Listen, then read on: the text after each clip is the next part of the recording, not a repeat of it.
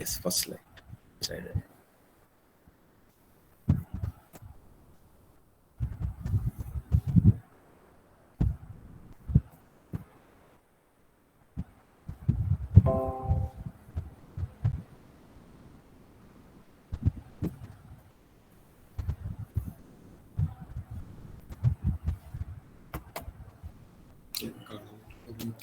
Slide കാണാൻ പറ്റുന്നുണ്ടോ? കാണാൻ പറ്റുന്നുണ്ട് ഡോക്ടറെ. പറ്റുന്നുണ്ട്. ഓക്കെ. പറ്റുന്നുണ്ട്. Today we will discuss some important points regarding COVID-19. What a common man should know about the disease. COVID-19 and coronavirus disease. COVID-19 is the disease that is caused by infection with SARS-CoV-2 virus, which belongs to the coronavirus family. ഇതിനകത്ത് ഒരു കാര്യം അറിയേണ്ടത്, SARS-CoV-2 stands for Severe Acute Respiratory Syndrome, SARS, and CoV stands for the coronavirus. So SARS-CoV-2 means Severe Acute Respiratory Syndrome caused by coronavirus 2. COVID-19 stands for എന്തോ കേൾക്കാവോ? Hello, കേൾക്കാം ഡോക്ടറെ, നന്നായിട്ട് കേൾക്കാം. COVID-19 stands for, CO stands for the coronavirus, corona, and VI stands for virus, and D stands for the disease, and 19 from the year 2019 when it was first seen. Coronavirus may cause illness in animals and humans, and they are responsible for causing infections ranging from common cold to more severe disease, such as severe acute respiratory syndrome, middle east respiratory syndrome etcetera. ഈ corona virus വളരെ വർഷങ്ങളായിട്ട് നമ്മുടെ നാട്ടിലുള്ള വൈറസാണ്. ഇത് ഇടയ്ക്കിടയ്ക്ക് പ്രശ്നങ്ങൾ ഉണ്ടാക്കും. ഇപ്പോൾ മിഡിൽ ഈസ്റ്റില് സാർസ് എന്ന് പറഞ്ഞ ഇടയ്ക്കൊരു വലിയ പാൻഡമിക് ഉണ്ടായി. അതിനുശേഷം മെർസ് എന്ന് പറഞ്ഞ് വേറൊരു പാൻഡമിക് ഉണ്ടായി. ഇപ്പോഴത്തെ പ്രസന്റ് പാൻഡമിക് ഒറിജിനേറ്റ് ചെയ്തിരിക്കുന്നത് നമുക്കറിയാം, ചൈനയിൽ നിന്നാണ്, വുഹാനിൽ നിന്നാണ്. ആ പർട്ടിക്കുലർ വൈറസ് ആണ് ഇപ്പോഴത്തെ COVID-19 വൈറസ്. അപ്പൊ ഇത് നേരത്തെ ഉണ്ടായിരുന്ന ഒരു വൈറസ് ആണ് കൊറോണ വൈറസ്. അത് മനുഷ്യരിലും മൃഗങ്ങളിലും ഒക്കെ ഉണ്ടായിരുന്നു. The viruses are much smaller than bacteria and consist of a small amount of either DNA or RNA. രണ്ട് തരം വൈറസാണ് ഉള്ളത്, RNA virus and DNA virus. It is surrounded by a protein coat called a capsid. നമ്മൾ hand sanitize ചെയ്യുമ്പോൾ ഈ protein content ആൽക്കഹോളിൽ ലയിക്കുന്നത് കൊണ്ട് ഈ virus അങ്ങ് നശിച്ചു. അപ്പോൾ വൈറസിന്റെ പ്രോട്ടീൻ കോട്ട് നശിച്ചു പോകുന്നത് കൊണ്ടാണ് ആൽക്കഹോൾ ഉപയോഗിച്ച് നമ്മൾ കൈ കഴുകുമ്പോൾ അല്ലെങ്കിൽ സോപ്പ് ഉപയോഗിച്ച് കൈ കഴുകുമ്പോൾ ഈ വൈറസിൽ നിന്ന് നമുക്ക് സംരക്ഷണം കിട്ടുക. Viruses cannot replicate themselves, but they need to seek out the replication mechanism contained within a host cell. മനുഷ്യന്റെ ഒരു ഹോസ്റ്റ് സെല്ലിൽ, ഒരു സെല്ലിൽ കയറി കഴിഞ്ഞാൽ മാത്രമേ ഈ വൈറസിന് മൾട്ടിപ്ലൈ ചെയ്യാൻ അല്ലെങ്കിൽ റിപ്ലിക്കേറ്റ് ചെയ്യാൻ പറ്റുള്ളൂ. ഒരു ഓർഡിനറി അറ്റ്മോസ്ഫിയറിൽ ഇതിന് കഴിയില്ല. നമ്മുടെ ഈ SARS-CoV-2 വൈറസ് ഒരു RNA വൈറസാണ്. രണ്ടു തരം വൈറസ് ഉണ്ടെന്ന് പറഞ്ഞു, and it is an RNA virus. Coming to the transmission, നമുക്കറിയാം COVID-19 spreads primarily from person to person through small droplets from nose or mouth, which are expelled when a person with COVID-19 coughs, sneezes or speaks. ഇങ്ങനെ പുറത്തു വരുന്ന droplets can survive on objects and surfaces such as tabletop, doorknobs and handrails. They will സാഹചര്യങ്ങളിൽ ഒത്തുവന്നാൽ this can survive there for 2 to 4 days. People can catch COVID-19 if they breathe in these droplets from a person infected with the virus, or touching with the contaminated objects or surfaces and then touching their eyes, nose or mouth. അപ്പോൾ infected ആയ ഒരു മനുഷ്യന്റെ secretions, respiratory secretions, അതായത് തൊണ്ടയിൽ നിന്നോ മൂക്കിൽ നിന്നോ വരുന്ന സെക്രീഷൻസ് തുമ്മുമ്പോഴും തുമ്മുമ്പോഴും സംസാരിക്കുമ്പോഴും നമ്മുടെ അറ്റ്മോസ്ഫിയറിലേക്ക് വരികയും ഇത് നമ്മുടെ വേറൊരാളെ ശ്വസിച്ചു കഴിഞ്ഞാൽ ആ ആളുടെ ശ്വാസകോശത്തിലേക്ക് അല്ലെങ്കിൽ ശരീരത്തിലേക്ക് ഈ അണുക്കൾ പ്രവേശിക്കുകയും ചെയ്യും. ഇതുകൂടാതെ നമ്മൾ ഈ ഡോർ തുറക്കാനുള്ള പലരും പിടിച്ച് ഡോറിന്റെ ഹാൻഡിൽസെ പിടിക്കും. അതല്ലെങ്കിൽ ടേബിൾ ടോപ്പെ പിടിക്കും. അതുപോലെ മറ്റ് കോമൺ സർഫസസിലൊക്കെ പിടിച്ചു കഴിയുമ്പോൾ അവിടെയെല്ലാം ഈ വൈറസ് ഇരിക്കുന്നുണ്ടെങ്കിൽ അത് കയ്യെ പറ്റുകയും അതുവഴി നമ്മുടെ കണ്ണിലും മൂക്കിലും വായിലും എത്തിച്ചേരുകയും ചെയ്യും. അങ്ങനെ ഒരു വൈറസ് ശരീരത്തിൽ പ്രവേശിച്ചാൽ the incubation period is 3 to 6 days, but it can vary up to 11 to 14 days. അപ്പോൾ ഒരു വൈറസ് ശരീരത്തിൽ പ്രവേശിച്ചാൽ രോഗലക്ഷണങ്ങൾ കണ്ടു തുടങ്ങുവാൻ എടുക്കുന്ന സമയമാണ് ഇൻക്യുബേഷൻ പീരീഡ്. ഒരു വൈറസ് ഉള്ളിൽ പ്രവേശിച്ചാൽ 5 ദിവസം, ആവറേജ് ദിവസം എന്ന് പറയുന്നത് 4-5 ദിവസം കൊണ്ട് അതിന്റെ സിംറ്റംസ്, കൊറോണയുടെ സിംറ്റംസ് വരും. ബട്ട് ചില ആളുകൾക്ക് അത് 1 to 11 days അല്ലെങ്കിൽ 1 to 14 days വരെ എടുക്കും. അതുകൊണ്ടാണ് നമ്മൾ ഒരു പേഷ്യന്റിനോട് എക്സ്പോസ് ചെയ്ത് കഴിഞ്ഞാൽ നമ്മൾ 14 ദിവസം വരെ അയാളെ ക്വാറന്റൈൻ ചെയ്യുന്നു. Incubation period on an average it is 4 to 5 days or 3 to 6 days. Coming to the symptoms, ഒരു കൊറോണ വൈറസ് ശരീരത്തെ പ്രവേശിച്ചു കഴിഞ്ഞാൽ the patient can develop a new continuous cough, high temperature, അല്ലെങ്കിൽ a loss or change to sense of smell or taste. Patient പറയും എനിക്ക് ചെറിയ പനിയുണ്ട്, ചിലപ്പോൾ നല്ല കടുത്ത പനി വരും, ചുമ with loss of sense of smell and taste. അതോടൊപ്പം തന്നെ ഭയങ്കര ക്ഷീണമായിരിക്കും പേഷ്യന്റ്, ഭയങ്കര ക്ഷീണം, എനിക്കൊന്നും ചെയ്യാൻ പറ്റുന്നില്ല, ഭയങ്കര തളർച്ച തോന്നുന്നു. അതോടൊപ്പം തന്നെ ചെറിയ തോതിലുള്ള ശ്വാസം മുട്ട്, നടന്നു കഴിഞ്ഞാൽ കിതപ്പ് പോലെ ശ്വാസം മുട്ട് പോലെ തോന്നും, തൊണ്ട എപ്പോഴും നല്ല ഉണങ്ങി വരണ്ടിരിക്കുന്നതൊക്കെ അവർ പറയും. ഇത് കൂടാതെ some patients can present with diarrhoea and vomiting. If you have any of these symptoms please get tested. That is one message. അപ്പോൾ ഇപ്പോഴത്തെ അറ്റ്മോസ്ഫിയറിൽ നമുക്ക് ഇതുപോലെ ഏതെങ്കിലും ഒരു സിംറ്റം കണ്ടാൽ it is you have to get tested for corona virus infection. അപ്പൊ അങ്ങനെ ഒരു സിംറ്റം ഒരു പേഷ്യന്റിന് വന്നാൽ what are the emergency warning signs or red flag signs? If you develop an emergency warning sign for COVID-19, get medical attention immediately. The emergency warning signs include 1, difficulty in breathing or shortness of breath. ഒരു patient അല്ലെങ്കിൽ നമ്മൾ തന്നെ Covid ബാധിച്ചു കഴിഞ്ഞാൽ നമുക്ക് ശ്വാസം എടുക്കാൻ ഒരു ബുദ്ധിമുട്ടോ അല്ലെങ്കിൽ ഒരു ഷോർട്ട്നെസ് ഓഫ് ബ്രത്തോ, ബ്രത്ത് എടുത്തിട്ട് സുഖം കിട്ടുന്നില്ല, ലങ്സിലേക്ക് എയർ കയറുന്നില്ല എന്നുള്ള ഒരു തോന്നല്, സഫോക്കേഷൻ തോന്നുകയോ ചെയ്താൽ, അല്ലെങ്കിൽ persistent pain or pressure in the chest, നെഞ്ചിന്റെ അകത്ത് ഒരു കല്ല് ഭാരം കയറ്റി വെച്ച കണക്ക് നെഞ്ചിന്റെ അകത്തൊരു പെയിൻ അല്ലെങ്കിൽ ഒരു പ്രഷർ സെൻസേഷൻ ചെസ്റ്റിൽ തോന്നിയാല്, ഒരു new confusion or inability to arouse, രാവിലെ നമുക്ക് പേഷ്യന്റ് ചിലപ്പോൾ എണിച്ചു വരും കൺഫ്യൂസ്ഡ് ആയിട്ട് തോന്നും, ഇന്നബിലിറ്റി, എണിക്കാൻ തോന്നില്ല, ഒരു ഭയങ്കര ക്ഷീണം, നമ്മൾ വിളിച്ചാലൊക്കെ ഒരു കാര്യങ്ങൾ ചെയ്യാനുള്ള ഒരു മടി, and bluish lips or face, ഒരു നീല നിറത്തോടു കൂടിയ ലിപ്സ് അല്ലെങ്കിൽ ഫേസിൽ ഉണ്ടായാലും ഈ സെയിം പ്രോബ്ലം ഈ പേഷ്യന്റിന്റെ ഒരു കണ്ടീഷൻ ഡിറ്റോറിയേറ്റ് ചെയ്യുകയാണ് അല്ലെങ്കിൽ ഒരു വാർണിംഗ് സൈൻ ആയിട്ട് നമ്മൾ കണക്കാക്കണം.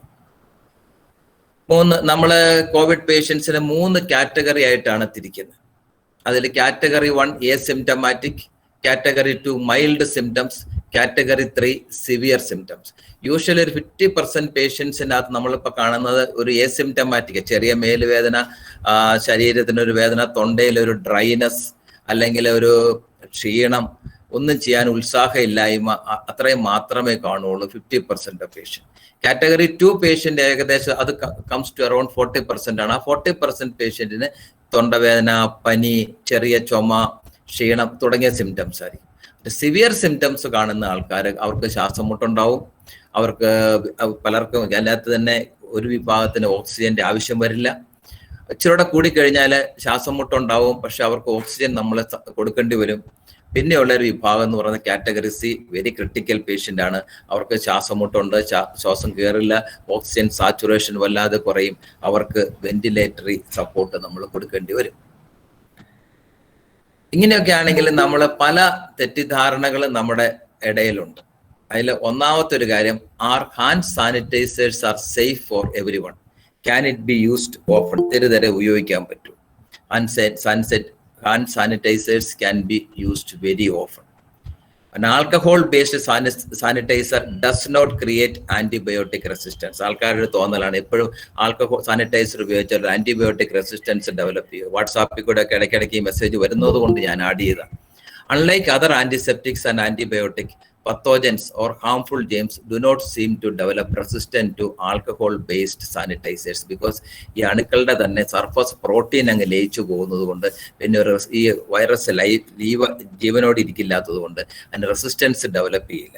അപ്പൊ സാധാരണ നമ്മൾ ഉപയോഗിക്കുന്ന ഈ ആൽക്കഹോൾ സാനിറ്റൈസർ ഏറ്റവും സേഫ് ആയിട്ടുള്ളത് ഈതയിൽ ആൽക്കഹോൾ ബേസ്ഡോ അല്ലെങ്കിൽ ഐസോപ്രോപ്പൈൽ ആൽക്കഹോൾ ബേസ്ഡോ ആയിട്ടുള്ള സാനിറ്റൈസേഴ്സ് ആണ്.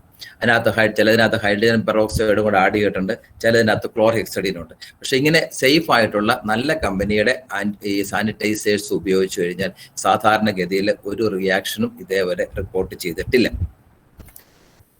പിന്നെ സെക്കൻഡ് ആയിട്ടുള്ള is it safer to wash hands or wear gloves. ആൾക്കാർക്ക് ഒരു തെറ്റിദ്ധാരണയുണ്ട് ഗ്ലൗസ് ഇട്ടാൽ എല്ലാമായെന്ന്. പക്ഷെ ഗ്ലൗസ് ഇട്ടാലുള്ള കുഴപ്പം എന്താണെന്ന് വെച്ചാൽ ഗ്ലൗസ് ഇട്ടിട്ട് നമ്മൾ ഓരോ സർഫസിൽ പോയി പിടിച്ചു കഴിഞ്ഞാൽ അപ്പം നമ്മൾ സാനിറ്റൈസർ ഉപയോഗിക്കാതിരിക്കുമ്പോൾ ആ ഗ്ലൗസിൽ പിടിച്ചിരിക്കുന്ന അണുക്കള് നമ്മൾ മൂക്കിലോ കണ്ണിലോ അല്ലെങ്കിൽ വായയുടെ ഭാഗത്തോ കൈ കൊണ്ടുവരുമ്പോൾ നമ്മുടെ ശരീരത്തിലേക്ക് അണുക്കൾ പ്രവേശിക്കാൻ ഇടയാവും. So it is safer to frequently clean your hands and not wear gloves. That is WHO advice. The wearing gloves does not replace cleaning hands. New gloves ഇട്ടാൽ പോലും നമ്മൾ ഇടയ്ക്കിടയ്ക്ക് ഹാൻഡ് സാനിറ്റൈസർ ഉപയോഗിച്ച് കൈകൾ വൃത്തിയാക്കും. Third important thing, vitamins and minerals. ഒരുപാട് ഇതുകൾ വാട്സാപ്പിൽ കൂടെ വരും. ഇമ്മ്യൂൺ ഉണ്ടാക്കുന്ന സാധനങ്ങളെ, ഇമ്മ്യൂൺ ബൂസ്റ്റ് ചെയ്യുന്ന സാധനങ്ങളെ, ഇമ്മ്യൂൺ ഡെവലപ്പ് ചെയ്യുന്നത്, ഇമ്മ്യൂൺ ഡബിൾ ആക്കുന്നത്. പക്ഷേ ഒരു കാര്യം പറയാം, micronutrients such as vitamin D, C, zinc are critical for well functioning of the immune system. എല്ലാ ഇമ്മ്യൂൺ സിസ്റ്റത്തിന്റെ ഫങ്ഷനിങ്ങിന് ആവശ്യമാണ്. And play a vital role in promoting health and nutritional wellbeing. But there is currently no guidance on the use of micronutrients or supplements such as in the treatment of COVID-19. പക്ഷേ അപ്പോൾ fact ഇത്രേ ഉള്ളൂ, vitamin and mineral supplements cannot cure COVID-19. അങ്ങനെ ഒരു മരുന്ന് ഇതേവരെ ഇറങ്ങിയിട്ടില്ല. അതുകൊണ്ട് മൈക്രോ ന്യൂട്രിയൻസിന്റെ റോള് ലിമിറ്റഡ് ആണ്. ആരോഗ്യം ഉണ്ടാക്കാൻ അത് നല്ലതാണ്. അനദർ ഇമ്പോർട്ടൻറ്റ് ക്വസ്റ്റ്യൻ അല്ലെങ്കിൽ ഒരു മിത്ത് ഉള്ളത് ഹൈഡ്രോക്സി ക്ലോറോക്വിൻ. ഒരു കാലത്ത് നമുക്കറിയാം അമേരിക്കൻ പ്രസിഡന്റ് ട്രംപ് വളരെ വലിയൊരു മീറ്റിംഗിൽ അനൗൺസ് ചെയ്താണ് ലോകത്തിൽ ഏറ്റവും രക്ഷപ്പെടാൻ പോകുന്ന ഒരു മരുന്ന് കണ്ടുപിടിച്ചിരിക്കുന്നു. പക്ഷേ നമ്മുടെ ഇന്ത്യയിൽ നിന്നൊക്കെ അങ്ങോട്ടേക്ക് അവര് കോടിക്കണക്കിന് മരുന്നുകൾ വാങ്ങി. പക്ഷേ ആ hydroxychloroquine does not reduce mortality of hospitalised COVID-19 patient എന്ന് ഇപ്പൊ സ്റ്റഡീസ് പ്രൂവ് ചെയ്തിരിക്കുന്നു. WHO വലിയൊരു study, that is solidarity trial, അക്കാര്യം വളരെ വ്യക്തമാക്കി. അപ്പൊ hydroxychloroquine has got no much role in reducing the mortality. ഇനി does water and swimming transmit COVID-19? ഒരാൾ കുളത്തിൽ കുളിച്ചാൽ അല്ലെങ്കിൽ സ്വിമ്മിംഗ് പൂളിൽ കുളിച്ചാൽ അല്ലെങ്കിൽ നദിയിൽ ഒരാൾ കോവിഡ് ഉള്ള സംശയമുള്ള ആൾ കുളിച്ചാൽ ഇത് പകരുമോന്ന്. COVID-19 virus does not transmit through water while swimming. അതാണ്. അപ്പൊ ഒരൊറ്റ കാര്യം ആലോചിച്ചാൽ മതി. If you are in a place where a crowded atmosphere is there, you have to keep a distance of 1 meter or you can use a mask. അടുത്ത ഒരു the drinking alcohol regularly prevent COVID. എല്ലാ ആൾക്കാരും ആൽക്കഹോളിനോട് താല്പര്യമുള്ളവർ പ്രത്യേകിച്ചും പറയുന്ന ഒരു കാര്യമാണ്, alcohol കഴിച്ചാൽ കോവിഡ് വരില്ല. സത്യം അത്രേ ഉള്ളൂ. Drinking alcohol does not protect you against COVID-19 and can be dangerous to the general health of the person also. Then ultraviolet lamp ഉപയോഗിച്ചാൽ ഡിസിൻഫെക്ഷൻ നടക്കുമോ? ഇല്ല. Ultraviolet lamps should not be used to disinfect hands and other areas of your skin. UV radiation can cause skin irritation and damage your eyes. കണ്ണിലേക്ക് ഒരു കാരണവശാലും UV light അടിക്കാൻ ഇടയാക്കാൻ പാടില്ല. Cleaning your hands with alcohol-based hand rub or washing your hands with soap and water are the most effective ways. Then the next question is, should you wear mask while exercising? Exercise ചെയ്യുമ്പോൾ mask ഉപയോഗിക്കാതിരിക്കുന്നതാണ് നല്ലത്. പക്ഷെ നമ്മൾ ഗ്രൂപ്പായിട്ട് നടക്കുകയോ ഗ്രൂപ്പായിട്ട് exercise ചെയ്യുമ്പോൾ നമ്മൾ social distancing നമ്മൾ പാലിച്ചിരിക്കണം. Mask ഉപയോഗിച്ചുകൊണ്ട് എക്സസൈസ് ചെയ്താൽ ഒന്ന് നമുക്ക് ശ്വാസം മുട്ട് വരാനുള്ള ചാൻസസ് കൂടുതൽ. രണ്ട്, sweat can make the mask become wet more quickly and make it difficult to breathe and promote the growth of microorganisms.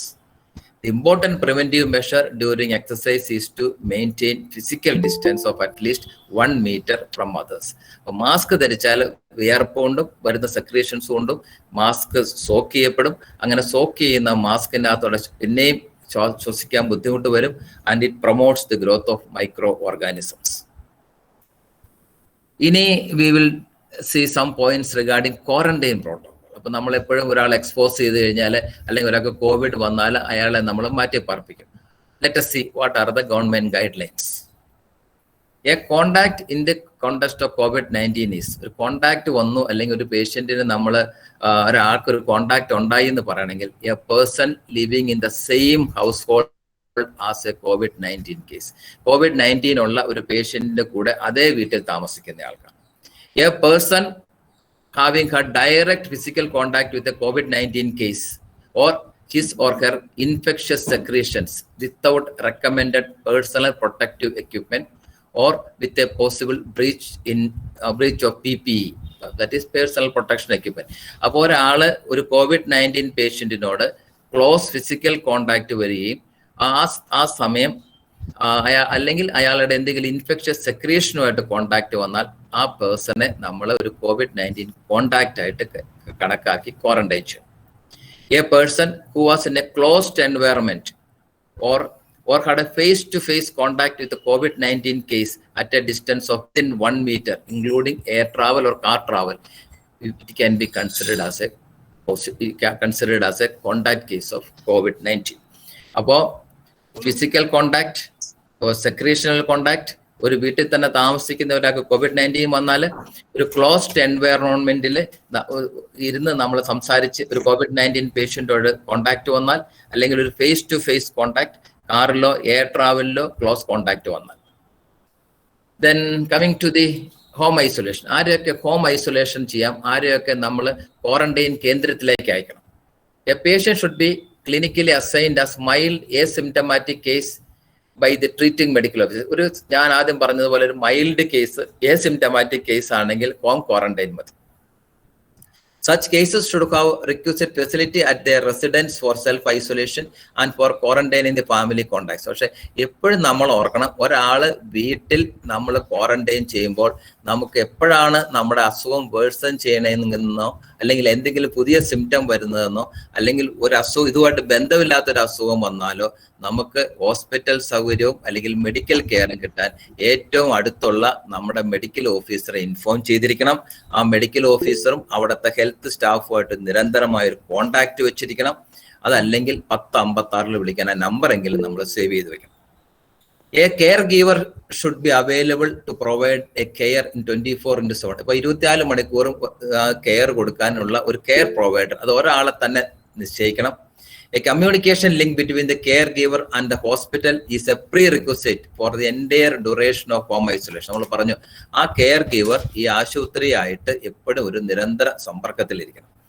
Elderly patients aged more than 60 years and those with comorbid conditions such as hypertension ഉള്ളവര്, diabetes ഉള്ളവര്, heart ഡിസീസിന് മരുന്ന് കഴിക്കുന്നവര്, angioplasty ചെയ്തവര്, angiogram ചെയ്തവര്, ഇത് കൂടാതെ വേറെ എന്തെങ്കിലും valvular ഹാർട്ടിന് മറ്റു അസുഖങ്ങൾക്കോ മരുന്ന് കഴിക്കുന്നവര്, ക്രോണിക് ലങ് ഡിസീസ് ഉള്ളവര്, ആസ്മ ഉള്ളവര്, COPD ഉള്ളവര്, ലിവർ ഡിസീസ് ഉള്ളവര്, കിഡ്നി സംബന്ധമായ എന്തെങ്കിലും അസുഖം ഉള്ളവര്, സ്ട്രോക്ക് വന്നിട്ടുള്ള ആൾക്കാർ, അതായത് സെറിബ്രോ വാസ്കുലാർ ഡിസീസ് വന്നുള്ളവര് shall only be allowed home isolation after proper evaluation by the treating medical officer. ഒരു ട്രീറ്റിംഗ് മെഡിക്കൽ ഓഫീസറുടെ അനുവാദത്തോടു കൂടി മാത്രമേ ഹോം ക്വാറന്റൈൻ അറ്റംപ്റ്റ് ചെയ്യാവൂ. അപ്പൊ ഇത് ഒരു കാര്യം കൂടെ ഞാൻ പറയാം. The person whose age is more than 60 years with diabetes, hypertension, heart disease, lung disease, liver, kidney disease or cerebrovascular disease are more prone for high mortality അല്ലെങ്കിൽ കോംപ്ലിക്കേഷൻസ് ഡെവലപ്പ് ചെയ്യാൻ ഏറ്റവും കൂടുതൽ സാധ്യതയുള്ളവർ ഈ ഗ്രൂപ്പ് ഓഫ് ആൾക്കാർ. Patients suffering from immunocompromised status, അതായത് പ്രതിരോധ ശക്തി കുറവുള്ള രോഗങ്ങളുള്ള ആൾക്കാർ, അതായത് HIV, AIDS ഉള്ളവർ, ട്രാൻസ്പ്ലാന്റ് റെസിപ്പിയൻസ്, ക്യാൻസർ തെറാപ്പി എടുത്തിട്ടുള്ളവർ, അവരാരെയും നമ്മൾ ഹോം ക്വാറന്റൈന് റെക്കമെൻഡ് ചെയ്യില്ല. and shall only be allowed home isolation only after proper evaluation by the treating medical officer. ഒരു കാര്യം കൂടെ ഓർക്കണം, ഇമ്മ്യൂണോ കോംപ്രമൈസ് സ്റ്റാറ്റസ് ഉള്ള വേറൊരു ഗ്രൂപ്പ് ഓഫ് ആൾക്കാരുണ്ട്. അതായത് റുമറ്റോയിഡ് ആർത്രൈറ്റിസ്, ആമവാദത്തിന് കഴിക്കുന്ന മരുന്നുകൾ, ചിലപ്പോൾ സ്റ്റീറോയിഡ് ആയിരിക്കാം, അല്ലെങ്കിൽ ഇമ്മ്യൂണോ സപ്രസൻസ് ആയിരിക്കാം. ഇമ്മ്യൂണോ സപ്രസൻസ്, പലതരം ഇമ്മ്യൂണോ സപ്രസൻസ് ഉണ്ട്. അപ്പൊ ഈ അങ്ങനെയുള്ള അസുഖങ്ങൾക്ക്, പിന്നെ രക്തത്തിന്റെ അകത്ത് അണുക്കൾ കുറയുന്നതിന് മരുന്ന് കഴിക്കുന്ന ആൾക്കാർ ഒക്കെ ഈ ഇമ്മ്യൂണോ കോംപ്രമൈസ്ഡ് ഗ്രൂപ്പിൽ വരുന്ന ആൾക്കാർ, അവരൊക്കെ ഈ സിംറ്റം ഡെവലപ്പ് ചെയ്താൽ വളരെ സൂക്ഷിക്കേണ്ടതാണ്. അപ്പോൾ പിന്നെ instructions for contacts and patients being home quarantine. ഈ ഹോം ക്വാറന്റൈനിൽ കഴിയുന്ന ആൾക്കാർ ചെയ്യേണ്ട കാര്യങ്ങൾ: inform the concerned officials according to the state norms. ഇവിടുത്തെ നോംസ് അനുസരിച്ച് നമ്മൾ ഈ ഹെൽത്ത് അതോറിറ്റീസിനെ നമ്മൾ വിവരം അറിയിച്ചിരിക്കണം. അത് നമ്മുടെ ആവശ്യത്തിന് വേണ്ടിയാണ്. നമുക്ക് എന്തെങ്കിലും ആവശ്യം വന്നാൽ കോണ്ടാക്ട് ചെയ്യാം. ഇത് കൂടാതെ അവരും ഈ കണ്ടീഷൻ്റെ, ഇപ്പോൾ ഉദാഹരണമായിട്ട് ഈ കോമോർബിഡ് കണ്ടീഷനുള്ള ആൾക്കാരാണെങ്കിൽ നമ്മൾ ആശുപത്രിയിൽ നിന്ന് തന്നെ, അല്ലെങ്കിൽ ഈ കൺട്രോൾ റൂമിൽ നിന്ന് തന്നെ വിളിച്ച് നമ്മുടെ status അന്വേഷിച്ചോണ്ടിരിക്കും. Patients should stay in a well-ventilated single room, preferably with an attached toilet. If another family member needs to stay in the same room, it is advisable to maintain a distance of at least 1 meter between the two. ചില അവസരങ്ങളിൽ നമ്മുടെ മാതാപിതാക്കൾ ആരെങ്കിലും bed ridden ആണ്, അവർക്ക് വയറ്റിൽ നിന്ന് അറിയാതെ പോകുന്നു, മൂത്രം അറിയാതെ പോകുന്നു, അല്ലെങ്കിൽ ഭക്ഷണം നമ്മൾ വാരി കൊടുക്കണം, അല്ലെങ്കിൽ ഭക്ഷണം തന്നെ എടുത്ത് കഴിക്കില്ല, അങ്ങനെയൊക്കെയുള്ള സിറ്റുവേഷനിൽ എപ്പോഴും നമ്മുടെ ഒരു അസിസ്റ്റൻസ് ആവശ്യമുള്ള അവസരങ്ങളിൽ നമ്മൾ ആ മുറിയിൽ തന്നെ കയറേണ്ടവരും മുറിയിൽ തന്നെ താമസിക്കേണ്ടവരും, അങ്ങനെയുള്ള ആളും ആ മുറിയിൽ തന്നെ റിമെയിൻ ചെയ്യണം. പുറത്തേക്ക് ഇറങ്ങരുത്. പുറത്തേക്ക് ഇറങ്ങി നമ്മൾ മറ്റുള്ള ആൾക്കാർക്ക് ഈ അസുഖം വരാൻ ഇടയാകും. Needs to stay away from elderly people, pregnant woman, children and persons with comorbidities within the household. ആ വീട്ടിലെ ഈ ഏതെങ്കിലും കോമോർബിഡിറ്റി ഉണ്ടെങ്കിൽ, പ്രഗ്നന്റ് വുമൺ, ടെസ്റ്റ് ചെയ്തിട്ടില്ലെങ്കിൽ അടുത്ത ബന്ധുവീട്ടിൽ താമസിച്ചാലും കുഴപ്പമില്ല. Restrict his or her movement within the house. ഈ കോമോർബിഡ് ഉള്ള വീട്ടിലെ ആൾക്കാരുടെ മൂവ്മെന്റും ആ വീട്ടിനുള്ളിൽ തന്നെ നമ്മൾ റെസ്ട്രിക്ട് ചെയ്യണം. Under no circumstances they are permitted to attend any social or religious gathering, wedding, condolence meeting etcetera. So അവർ വേറൊരു കാര്യത്തിന് പുറത്തു പോകാൻ പാടില്ല. ഇനി അങ്ങനെ ഹോം ക്വാറന്റൈനിൽ ഇരിക്കുന്ന ആൾക്കാർ നിർബന്ധമായിട്ട് അവരുടെ ബോഡി ടെമ്പറേച്ചർ, അതായത് പനി ഉണ്ടോ എന്ന് നോക്കണം. ആ പനി നോക്കുന്നതിന് തെർമോമീറ്റർ, ഇപ്പോഴത്തെ പുതിയ തെർമോമീറ്റർ അവൈലബിൾ ആണ്. വലിയ വിലയൊന്നുമില്ല. പഴയ നമ്മുടെ മെർക്കുറി തെർമോമീറ്റർ, നമ്മൾ ഒരു പെൻ പോലെ ഇരുന്ന തെർമോമീറ്റർ മാറി ഇപ്പൊ ഡിജിറ്റൽ തെർമോമീറ്റർ ഉണ്ട്. ഇതാവുമ്പോൾ ആർക്കും തെറ്റുപറ്റില്ല. നമ്മൾ ഡെയിലി ഈ തെർമോമീറ്റർ വെച്ച് 4 മണിക്കൂർ ഇടപെട്ടെങ്കിലും ടെമ്പറേച്ചർ നോക്കണം. എപ്പോഴെങ്കിലും നമുക്ക് പനിയോ അല്ലെങ്കിൽ പനി വിറയലൊക്കെ പോലെയുള്ള ഒരു സിംറ്റം കണ്ടാൽ അപ്പോഴും പനി ഉണ്ടോ എന്ന് നോക്കണം. പനി പെർസിസ്റ്റ് ചെയ്യുവാണെങ്കിൽ നമ്മൾ ഈ വിവരം മെഡിക്കൽ ഓഫീസറെ അറിയിക്കുകയും വേണം. Then monitoring of oxygen saturation. ഈ ഓക്സിജൻ സാച്ചുറേഷൻ മോണിറ്റർ ചെയ്യുന്നതും നമുക്ക് വളരെ ഉപകാരമാണ്. അപ്പൊ ഇത് ഇത്ര ആലോചിക്കേണ്ട കാര്യമുള്ളൂ. അപ്പൊ turn the pulse oximeter, turn on, pulse oximeter on ചെയ്യുക. Ensure digits are visible in the screen. ഇതിന്റെ കുഴപ്പം എന്നാന്ന് വെച്ചാൽ ഇതിന്റെ പല ഡിജിറ്റൽ ഇതായതുകൊണ്ട് ചില ഭാഗങ്ങൾ ഇത് തെളിയില്ല. അപ്പൊ അതുകൊണ്ട് ഇത് ലെജിബിൾ ആണോ എന്ന് നമ്മൾ നോക്കണം.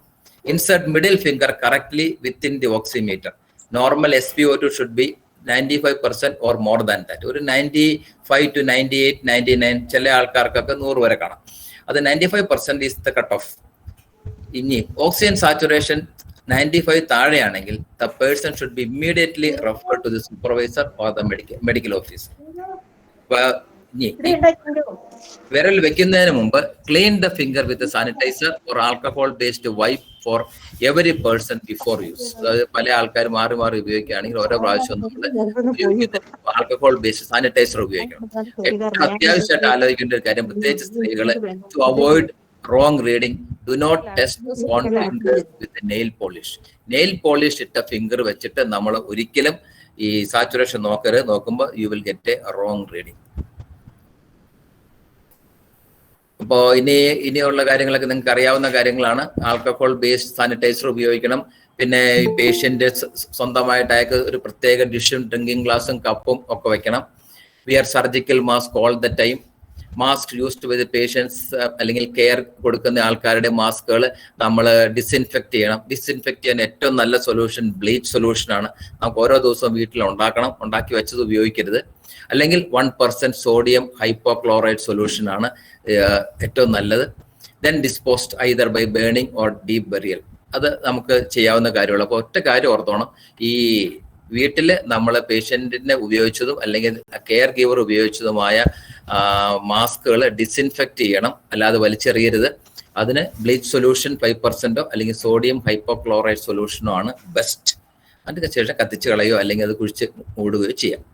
Used mask should be considered as potentially infected. എപ്പോഴും ഓർത്തോണം, mask is the most dangerous. കാരണം നമ്മൾ വലിക്കുമ്പോൾ ആ ശ്വാസം എടുക്കുന്ന സക്കിംഗ് ഫോഴ്സ് കൊണ്ട് അടുത്ത് കിടക്കുന്ന അണുക്കളെല്ലാം ഈ മാസ്കിന്റെ മുകളിലേക്ക് നമ്മൾ വലിച്ചടിപ്പിക്കും. If symptoms appear, fever, cough, difficulty in breathing, he or she should be immediately inform the nearest medical officer അല്ലെങ്കിൽ നമ്മുടെ ഹെൽത്ത് വർക്കറെ നമ്മൾ അറിയിക്കണം. അല്ലെങ്കിൽ നമ്മൾ 1056 എന്നുള്ള ഹെൽപ്പ് ലൈനിൽ വിളിച്ച് നമ്മൾ പറയണം. ഇനി instruction for the family members of the person being home quarantine. അപ്പോൾ ഫാമിലി മെമ്പേഴ്സ് ചെയ്യേണ്ടത് only an assigned family member should be tasked with taking care of the person. ആളെ ചുമതലപ്പെടുത്തുക. കാരണം ഒരു വീട്ടിൽ ഒരാൾക്ക് കോവിഡ് പോസിറ്റീവ് ആയാൽ ഞങ്ങൾക്ക് കിട്ടുന്ന കോളുകൾ ഇത്തരം കാര്യങ്ങളെ കുറിച്ച് ചോദിച്ചുകൊണ്ട് വളരെ സിമ്പിൾ ആയിട്ട് തോന്നുമെങ്കിലും ഓരോ പ്രാവശ്യം വിളിച്ചുകൊണ്ടിരിക്കും. അപ്പൊ അവോയ്ഡ് ഷേക്കിംഗ് ദ ഈ ലിനൻ ഒരിക്കലും കുടയരുത്. അതുപോലെ ഡയറക്റ്റ് കോണ്ടാക്ട് വിത്ത് സ്കിൻ വരാനും ഇടയാക്കരുത്. അപ്പൊ പേഷ്യന്റിന്റെ ലിനൻ മാറ്റുമ്പോൾ ഒരിക്കലും കുടയരുത്. അത് ജസ്റ്റ് ഇങ്ങനെ ഫോൾഡ് ചെയ്ത് മടക്കി എടുക്കുക. അത് നമ്മുടെ ശരീരമായിട്ട് ഈ ഒരു കോണ്ടാക്റ്റും വരരുത്. Use disposable gloves when cleaning the surfaces or handling soiled linen. Wash hands after removing the gloves. Visitors should not be allowed. In case of the person being quarantined become symptomatic, all his close contact will be home quarantine. അപ്പോൾ നമ്മുടെ ഈ പേഴ്സണുമായിട്ട് close contact ഉണ്ടായാൽ symptomatic ആയിട്ടുള്ള പേഷ്യന്റുമായിട്ട് contact വന്ന എല്ലാവരും 14 days നമ്മൾ quarantine ചെയ്യണം. And followed up for an additional 14 days till the report of such case turned out to be negative on lab testing. അപ്പോൾ ലാബ് ടെസ്റ്റിങ്ങിൽ നെഗറ്റീവ് ആവും 14 ദിവസം കഴിയുമ്പോൾ. അതുവരെ നമ്മൾ നോക്കണം. ഇല്ലെങ്കിൽ അനദർ 14 days കൂടെ നമ്മൾ ക്വാറന്റൈൻ ചെയ്യണം. അതുപോലെ ഈ പേഷ്യന്റിന്റെ ഈ കട്ടിലിന്റെ കാല്, കട്ടിലിന്റെ സൈഡ്, മേശയുടെ ടോപ്പ് ഒക്കെ ക്ലീൻ ചെയ്യാൻ ഏറ്റവും നല്ലത് 1% സോഡിയം ഹൈപ്പോക്ലോറൈഡ് സൊല്യൂഷൻ്റെ സ്പ്രേ കിട്ടും. അതിന്റെ സ്പ്രേ അടിച്ചിട്ട് നമ്മൾ ഒരു ടിഷ്യൂ പേപ്പർ വെച്ചത് വൈപ്പ് ചെയ്ത് കളഞ്ഞിട്ട് ടിഷ്യൂ പേപ്പർ കത്തിച്ച് കളഞ്ഞാവും. ദെൻ എൻവയറോൺമെന്റൽ സാനിറ്റേഷൻ എങ്ങനെയാണ് പരിസരം ക്ലീൻ ചെയ്യുന്നത്? Clean and disinfect frequently the touched surfaces in the quarantined person's room. Bed frame, table, ഞാൻ പറഞ്ഞു. Clean and disinfect toilet surfaces daily with a regular household bleach solution or phenolic disinfectant. നമ്മുടെ കക്കൂസ് clean ചെയ്യുന്ന ഇപ്പൊ നമ്മൾ ഉപയോഗിക്കുന്ന ആ solutions ധാരാളം മതി. Clean the clothes and other linen used by the person separately using common house hold detergent. അതായത് സോപ്പ് വെള്ളത്തിൽ ഇപ്പോൾ ഈ പേഷ്യന്റിന്റെ അല്ലെങ്കിൽ ഈ കോണ്ടാക്ട് ഉള്ള ആളുടെ അല്ലെങ്കിൽ ഈ ക്വാറന്റൈനിൽ ഇരിക്കുന്ന ആളുടെ ഷർട്ടും മുണ്ടും ഒക്കെ നമ്മൾ ഒരു സോപ്പ് വെള്ളത്തിൽ സോപ്പ് നന്നായിട്ട് കലക്കി സോപ്പ് വെച്ച് അതിനകത്ത് സോക്ക് ചെയ്തിട്ട് ശേഷം അത് കഴുകി നമ്മൾ വെയിലത്തിട്ട് ഉണക്കും. അപ്പോൾ അതിൻ്റെ അകത്തുനിന്ന് അത് ഫുള്ളി ഡിസിൻഫെക്റ്റഡ് ആയിട്ട് നമുക്ക് കിട്ടും. Then some points regarding vaccines. അടുത്ത ചോദ്യം വരുന്നത് മുഴുവൻ വാക്സിനാണ്. ബാക്കി കാര്യങ്ങൾ നമുക്ക് ഡിസ്കസ് ചെയ്യാം. വാക്സിനെ കുറിച്ച് ഒരുപാട് തെറ്റിദ്ധാരണകളുണ്ട്. അതുകൊണ്ട് ഞാൻ വാക്സിനെ കുറിച്ച് 1-2 കാര്യങ്ങൾ പറയാൻ ആഗ്രഹിക്കും. Vaccine prevent disease that can be dangerous or even deadly. They work with your body's natural defenses to safely develop protection from a disease. അപ്പോൾ ഇത് നമ്മുടെ നാച്ചുറൽ ഡിഫൻസ് സിസ്റ്റത്തോട് ചേർന്ന് ആണ് ഇത് വർക്ക് ചെയ്യുന്നത്. ഇത് വളരെ സേഫ് ആണ്. ഇത് നാച്ചുറൽ ഡിഫൻസ് നമുക്ക് അല്ലെങ്കിൽ പ്രൊട്ടക്ഷൻ കിട്ടാൻ നമ്മളെ നന്നായിട്ട് സഹായിക്കും. ഇതിനെക്കുറിച്ച് ഒരു തെറ്റിദ്ധാരണയും വേണ്ട. Vaccine helps your immune system to produce antibodies just like it would if you are exposed to the disease. After getting vaccinated, you have protection from that disease without having to get the disease first. അപ്പോൾ നമ്മളൊരു പേഷ്യന്റിനെ vaccinate ചെയ്യുമ്പോൾ അത് നമ്മുടെ ബോഡിയിൽ antibody immune സിസ്റ്റത്തെ ഉത്തേജിപ്പിക്കുന്നു. എന്നിട്ട് more and more antibodies produce ചെയ്യുന്നു. ആ ആന്റിബോഡീസ് പിന്നെ ഈ അണുക്കൾ നമ്മുടെ ശരീരത്തിലേക്ക് വരുമ്പോൾ ആ അണുക്കൾ അപ്പം തന്നെ നശിപ്പിക്കുന്നു. അതുകൊണ്ട് എല്ലാവരും വാക്സിനേഷൻ എടുക്കണം. ആ വാക്സിനേഷൻ എടുക്കുന്നത് രോഗം വരാതിരിക്കാനും വന്നാൽ ഗൗരവം കുറഞ്ഞ രീതിയിൽ വരുവാനും മരണസംഖ്യ പിടിച്ചു നിർത്താനും എല്ലാം വളരെ സഹായകരമാണ്. This is what makes vaccine such powerful medicine. Unlike most medicines which treat or cure disease, vaccines actually prevent them. Vaccines go through more testing than any other pharmaceuticals. മറ്റുള്ള മെഡിസിൻസ് മാർക്കറ്റ് ചെയ്യുന്നതിനേക്കാൾ വളരെ testing കഴിയുക. ആദ്യമേ തന്നെ stage 1 small groups of people receive the trial vaccine. Second സ്റ്റേജിൽ vaccine is given to specific groups of people. അതൊരു by age, race and physical health and see the effect and any side effects. Stage 3, the vaccine is given tens of thousands of people and tested for effectiveness and safety. Third stage കഴിഞ്ഞു. Fourth stage, subject expert committee of the Central Drug Standard Control Organization reviews the data of the 3 studies and discuss and find out the safety and immunogenicity. The 5th stage is the ultimate authority of granting approval for a vaccine or any other drug rests with the Central Drug Standard Control Organization, which works under the Union Health and Family Welfare Ministry. So, vaccine is only approved after all these steps. അപ്പോൾ ഈ 5 സ്റ്റെപ്പും ഭംഗിയായി നടത്തിയതിന് ശേഷം മാത്രമേ ഒരു വാക്സിന് approval കിട്ടൂ. ഞാനിത് പറയാൻ കാരണം ആദ്യത്തെ സ്ട്രെച്ചിൽ നമ്മൾ വാക്സിൻ കൊടുത്തപ്പോൾ 100 പേര് രജിസ്റ്റർ ചെയ്താൽ 50ഉം 60ഉം ഒക്കെ പേര് 40 പേരും ഒക്കെ ആണെന്ന് ടേൺ ഔട്ട് ചെയ്ത്. രണ്ടാമത്തെ വേവ് കഴിഞ്ഞപ്പോൾ ഇപ്പൊ ആൾക്കാർക്ക് ഇതിന്റെ ഇമ്പോർട്ടൻസ് മനസ്സിലായി. ഇപ്പൊ കൂടുതൽ ആൾക്കാർ വാക്സിൻ എടുക്കാൻ വരുന്നുണ്ട്. അന്ന് വാക്സിനെതിരെ ഒരുപാട് വാട്സാപ്പിലൂടെയും സോഷ്യൽ മീഡിയയിലൂടെയും ഒക്കെ ഉള്ള പ്രചരണം ഉണ്ടായിരുന്നു. അതിലാരും തെറ്റിദ്ധരിക്കരുത്. The vaccines is only approved after all these 5 steps. Then coming to the different vaccines available for COVID. There are different vaccines. RNA vaccine ഉണ്ട്, അത് മെസ്സഞ്ചർ RNA ഉണ്ടാക്കുന്ന വാക്സിൻ. വൈറൽ വെക്ടർ വാക്സിൻസ് ഉണ്ട്, all virus vaccine ഉണ്ട്, protein subunit vaccine ഉണ്ട്. അപ്പൊ 4 തരം വാക്സിനാണ് ഉള്ളത്. ഈ 4 തരം വാക്സിനും suitable for people with weak immune system. അപ്പൊ RNA വൈറസ് എന്ന് പറയുന്നത് നമ്മുടെ ഇവിടെ ഇപ്പൊ അവൈലബിൾ അല്ല. ഈ ഫൈസറിന്റെ വാക്സിനും മൊഡേണ വാക്സിനും US-ലാണ് അത് ഏറ്റവും കൂടുതലായിട്ട് ഉപയോഗിച്ചത്. രണ്ടാമത്തെ വാക്സിൻ വൈറൽ വെക്ടർ വാക്സിൻ ആണ്. അത് ഇംഗ്ലണ്ടിലെ ഓക്സ്ഫോർഡ് ആസ്ട്രസെനീക്ക എന്ന കമ്പനി മാനുഫാക്ചർ ചെയ്താണ്. ഇവിടെ കോവിഷീൽഡ് എന്നുള്ള പേരിൽ അത് അവൈലബിൾ ആണ്. ക്യാൻസിനോയും മറ്റ് ജോൺസൺ ആൻഡ് ജോൺസണും മറ്റ് വാക്സിൻസുകളെല്ലാം ഇപ്പൊ നമ്മുടെ ഇവിടെ അവൈലബിൾ അല്ല. ഇനി മൂന്നാമത്തെ ഹോൾ വൈറസ് വാക്സിൻ. ഈ ഹോൾ വൈറസ് വാക്സിൻ നമുക്ക് ഇവിടെ അവൈലബിൾ ആയിട്ടുള്ളത് ഭാരത് ബയോടെക്കിന്റെ വാക്സിൻ ആണ്. ആ vaccine is available here as Covaxin. Covaxin എന്നുള്ള പേര് അത് ഹോൾ വൈറസ് വാക്സിൻ. അതുപോലെ മെഡിക്കാഗോ വാക്സിൻ കാനഡയിൽ അവൈലബിൾ ആണ്. സിനോഫാമും സിനോവാക്കും ചൈനീസ് വാക്സിൻ ആണ്. അതും ഇന്നാക്ടിവേറ്റഡ് വാക്സിൻ ആണ്, അത് സേഫ് ആണ്. പിന്നെ ഉള്ളത് പ്രോട്ടീൻ സബ് യൂണിറ്റ് വാക്സിൻ. അതിനകത്തുള്ളത് മെയിൻ ആയിട്ടുള്ളത് നോവാവാക്സ് ആണ്. പിന്നെ ഒരു Chinese academy of sciences vaccine ഉണ്ട്. അപ്പോൾ whatever be the vaccine, studies have shown that all the vaccines are suitable for people with a weak immune system. ഇതെല്ലാം നമ്മുടെ immune സിസ്റ്റത്തെ ഉത്തേജിപ്പിക്കുന്നുണ്ട്, സഫീഷ്യന്റ് ആന്റിബോഡീസ് നമുക്ക് തരുന്നുണ്ട്. അനദർ ഇമ്പോർട്ടൻറ്റ് ഫാക്ടർ ഈസ് ഈ എല്ലാ വാക്സിനും, ഏത് വാക്സിൻ നമ്മൾ എടുത്താലും ഈ വാക്സിൻ എല്ലാം 2 ഡോസ് എടുക്കണം. ഇടയ്ക്ക് ജോൺസൺ ആൻഡ് ജോൺസന്റെ 1 ഡോസ് വാക്സിൻ മതി എന്ന് പറഞ്ഞു വന്നു, പക്ഷെ അത് ഇതവർ അപ്രൂവ് ചെയ്തിട്ടില്ല. അപ്പൊ എല്ലാ വാക്സിനും 2 ഡോസ് ആയിട്ടാണ് എടുക്കേണ്ടത്. ഇതിനകത്ത് വേറൊരു പ്രത്യേകത എന്നാന്ന് വെച്ചാൽ ഫൈസറിന്റെയും മൊഡേണയുടെയും വാക്സിൻ -70 ഡിഗ്രിയിലും -20 ഡിഗ്രിയിലും വേണം സൂക്ഷിക്കാൻ, ആ ട്രാൻസ്പോർട്ട് ചെയ്യാനും. അപ്പൊ ആ വാക്സിൻ ഇവിടെ കൊണ്ടുവന്ന് ഉപയോഗിക്കാനും സൂക്ഷിക്കാനും കുറച്ച് ബുദ്ധിമുട്ടുണ്ട്. ആ സമയത്ത് നമ്മുടെ ഇപ്പൊ ഇവിടെ അവൈലബിൾ ആയിട്ടുള്ള കോവിഷീൽഡും കോവാക്സിനും 2 മുതൽ 8 ഡിഗ്രി വരെ സെന്റിഗ്രേഡ് സൂക്ഷിച്ചാൽ മതി. മോർ ദാൻ ദാറ്റ്, ഈ സെയിം ഇപ്പൊ ഈ മെസ്സഞ്ചർ RNA ടെക്നോളജിയിൽ വേറെ ഒരു വാക്സിൻ ഇപ്പൊ ലോകത്ത് പ്രചാരത്തിലില്ല. ആദ്യമായിട്ടുണ്ടായത് ഈ കൊറോണ വാക്സിന്. അതേ സമയത്ത് നമ്മുടെ ഈ ആസ്ട്രാസെനീക്കയുടെ വാക്സിൻ ഇബോള വൈറസിന് വളരെ എഫക്റ്റീവായിട്ട് വർഷങ്ങളായിട്ട് നമ്മുടെ ഇവിടെ ഉപയോഗത്തിലുണ്ട്. അതുപോലെ ഓൾ വൈറസ് വാക്സിൻ കോവാക്സിൻ ഈ ഊപ്പിൻ കഫ്, അതായത് നിലങ്കാരി ചുമയ്ക്കും റാബീസിനും ഹെപ്പറ്റൈറ്റിസ് എക്കും ഒക്കെ, അതുപോലെ ഈ സെർവിക്കൽ ക്യാൻസർ പ്രൊട്ടക്ഷനിൽ വൈറൽ പാർട്ടിക്കിൾ വൈറസ് ആയിട്ടൊക്കെ കൊടുത്ത് നമ്മുടെ ഇവിടെ തന്നെ മാർക്കറ്റിൽ, ഇന്ത്യയിൽ തന്നെ, കേരളത്തിൽ തന്നെ എല്ലായിടത്തും റാമ്പൻ്റായിട്ട് ഉപയോഗിച്ചുകൊണ്ട് വരുന്ന ഒരു വാക്സിനാണ്. അപ്പോൾ ഈ വാക്സിൻസ് ഏതായാലും കുഴപ്പമില്ല, നമ്മൾ കിട്ടുന്ന വാക്സിൻ നമ്മൾ എടുക്കണം.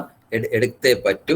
അതിന്റെ കാര്യങ്ങളിലേക്ക് നമുക്ക് ഡിസ്കഷനിൽ പറയാം. അപ്പൊ ഞാനൊരു ഐഡിയ കിട്ടാൻ വേണ്ടി പറഞ്ഞാണ്. There are 4 types of vaccines available in the market now. All over the world, these 4 vaccines are available now. Then coming to the 3 vaccines available in India. First vaccine available Covishield ആണ്. AstraZeneca ഉണ്ടാക്കി, നമ്മുടെ serum ഇൻസ്റ്റിറ്റ്യൂട്ടിൽ ആണ് അത് ഉൽപ്പാദിപ്പിച്ചത്. പിന്നെ അതൊരു non റീപ്ലിക്കേറ്റിംഗ് viral vector vaccine ആണ്. Efficacy 70% അന്ന് പറഞ്ഞെങ്കിൽ ഇപ്പോൾ അത് 90% അടുത്ത് അതിന് എഫിക്കസി ഉള്ളതായിട്ടാണ് പറയുന്നത്. ഈ വാക്സിൻ്റെ ഡോസ് നമ്മൾ 2 ഡോസ് എടുക്കണം. അത് 6 to 8 വീക്സിന്റെ എപ്പാർട്ട്. അതിപ്പോൾ 80 ദിവസം വരെ നമ്മൾ എടുത്താലും നല്ല പ്രൊട്ടക്ഷൻ കിട്ടുന്നുണ്ട് എന്ന് നമ്മൾ നമ്മുടെ WHO നമ്മുടെ ഗവൺമെന്റ് മിഷനറി നമ്മളെ അറിയിച്ചിട്ടുണ്ട്. അപ്പോൾ ഒരു ഡോസ് മാത്രം എടുക്കുമ്പോൾ നമ്മുടെ ശരീരത്തിലെ ഇമ്മ്യൂൺ സിസ്റ്റത്തെ അത് ഉത്തേജിപ്പിക്കും, കുറച്ച് പ്രൊട്ടക്ഷൻ കിട്ടും. രണ്ടാമത്തെ ഡോസും കൂടെ എടുത്തു കഴിഞ്ഞാൽ ഫുൾ പ്രൊട്ടക്ഷൻ നമുക്ക് കിട്ടുള്ളൂ. സെക്കൻഡ് ഡോസ് എടുത്ത് 15 ദിവസം കഴിഞ്ഞാൽ നമ്മൾ ഫുള്ളി പ്രൊട്ടക്റ്റഡ് ആയി. അപ്പോൾ ആദ്യത്തെ വാക്സിൻ എടുത്താൽ ഒരു 15 ദിവസം 2 ആഴ്ച കഴിയുമ്പോഴത്തേക്കും നമ്മുടെ ബോഡിയിൽ ആന്റിബോഡി ഡെവലപ്പ് ചെയ്യാൻ തുടങ്ങും. അത് 3 ആഴ്ച 4 ആഴ്ചയൊക്കെ ആകുമ്പോഴത്തേക്കും അതിന്റെ ആ വാക്സിന്റെ നല്ല രീതിയിൽ പ്രൊഡക്ഷൻ കിട്ടും. പിന്നെ ഇത് ലോങ് ടൈം മെയിൻറ്റെയിൻ ചെയ്യാൻ വേണ്ടി നമ്മളൊരു ബൂസ്റ്റർ ഡോസും കൂടെ എടുക്കണം. അതാണ് 2 ഡോസ് വാക്സിന്റെ ഇമ്പോർട്ടൻസ്. അതുകൊണ്ട് ഒരു ഡോസ് എടുത്തിട്ട് നിർത്താം എന്ന് ചില വാട്സാപ്പുകളിൽ വരുന്ന മെസ്സേജ് വിശ്വസിക്കരുത്. 2 വാക്സിനും 2 ഡോസും നമ്മൾ എടുക്കണം. രണ്ടാമത്തെ വാക്സിൻ കോവാക്സിൻ ആണ്. കോവാക്സിൻ നമ്മൾ ഡെവലപ്പ് ചെയ്ത വാക്സിനാണ്. ഭാരത് ബയോടെക് ആണ് അത് ഡെവലപ്പ് ചെയ്തത്. അതൊരു ഇന്നാക്ടിവേറ്റഡ് ഹോൾ വൈറസ് വാക്സിനാണ്. അതിന്റെ efficacy is also around 81 to 90% ഉണ്ടെന്ന് ഇപ്പോൾ സ്റ്റഡീസ് പ്രൂവ് ചെയ്തിട്ടുണ്ട്. പിന്നെ ഇപ്പൊ നമ്മൾ പുതുതായിട്ട് ഇവിടെ കൊണ്ടുവന്നിരിക്കുന്ന വാക്സിൻ സ്പുട്നിക് 5 എന്നുള്ള വാക്സിനാണ്. ഇത് റഷ്യൻ നിർമ്മിത വാക്സിനാണ്. നമ്മുടെ ഇവിടെ അതിന്റെ ഉൽപാദനം തുടങ്ങിക്കഴിഞ്ഞു. ഇതിന് 2 ഡോസ് കൊടുക്കണം. ഇതിന്റെ എഫിക്കസി എസ്റ്റിമേറ്റഡ് ഈസ് എബവ് 91% മുകളിൽ ഇതിന്റെ എഫിക്കസി ഉണ്ട്. ഇതിനും 2 ഡോസ് എടുക്കണം. 6 വീക്സ് എപ്പാർട്ടിൽ നമ്മൾ 2 ഡോസ് ഈ സ്പുട്നിക് വാക്സിൻ എടുക്കണം. സ്പുട്നിക് വാക്സിൻ ഇന്ത്യയിൽ ഇപ്പം മാനുഫാക്ചറിങ് തുടങ്ങിയിട്ടുണ്ട്. I think very shortly it will be available in our medical market for our use. Then ഇപ്പോൾ ഉള്ള വേറൊരു വലിയൊരു പ്രശ്നം എന്താണെന്ന് വെച്ചാൽ ലോങ് കോവിഡ് അല്ലെങ്കിൽ പോസ്റ്റ് കോവിഡ് സിൻഡ്രോമ. കോവിഡ് വന്ന ശേഷം ആൾക്കാർക്ക് ഉണ്ടാവുന്ന ആരോഗ്യ പ്രശ്നം. The presentation and management of COVID-19 can be broken down to 3 main phases. അപ്പൊ ഒരു കോവിഡ് ഒരാൾക്ക് വന്നാൽ 3 സ്റ്റേജ്. ഒന്ന് അക്യൂട്ട് COVID-19. അപ്പൊ signs and symptoms of COVID-19 ഉണ്ടാവും. അത് persist for up to 4 weeks. അത് നെഗറ്റീവ് ആയാലും അതിന്റെ സിംറ്റംസ് ഒക്കെ കുറച്ച് നാളത്തേക്ക് നിൽക്കും. അത് നമ്മൾ കാര്യമാക്കേണ്ട, വലിയ കുഴപ്പമില്ലാതെ അങ്ങ് പോകും. Ongoing symptomatic COVID-19, signs and symptoms of COVID-19. അസുഖം വന്ന് മാറി ടെസ്റ്റ് ചെയ്ത് നെഗറ്റീവ് ആയാലും അതിന്റെ സിംറ്റംസ് 4 മുതൽ 12 വരെ ആഴ്ച നിലനിൽക്കും. അങ്ങനെ നിലനിൽക്കുന്ന സ്റ്റേജിനാണ് ഓൺഗോയിങ് സിംറ്റമാറ്റിക് കോവിഡ് എന്ന് പറയുന്നത്.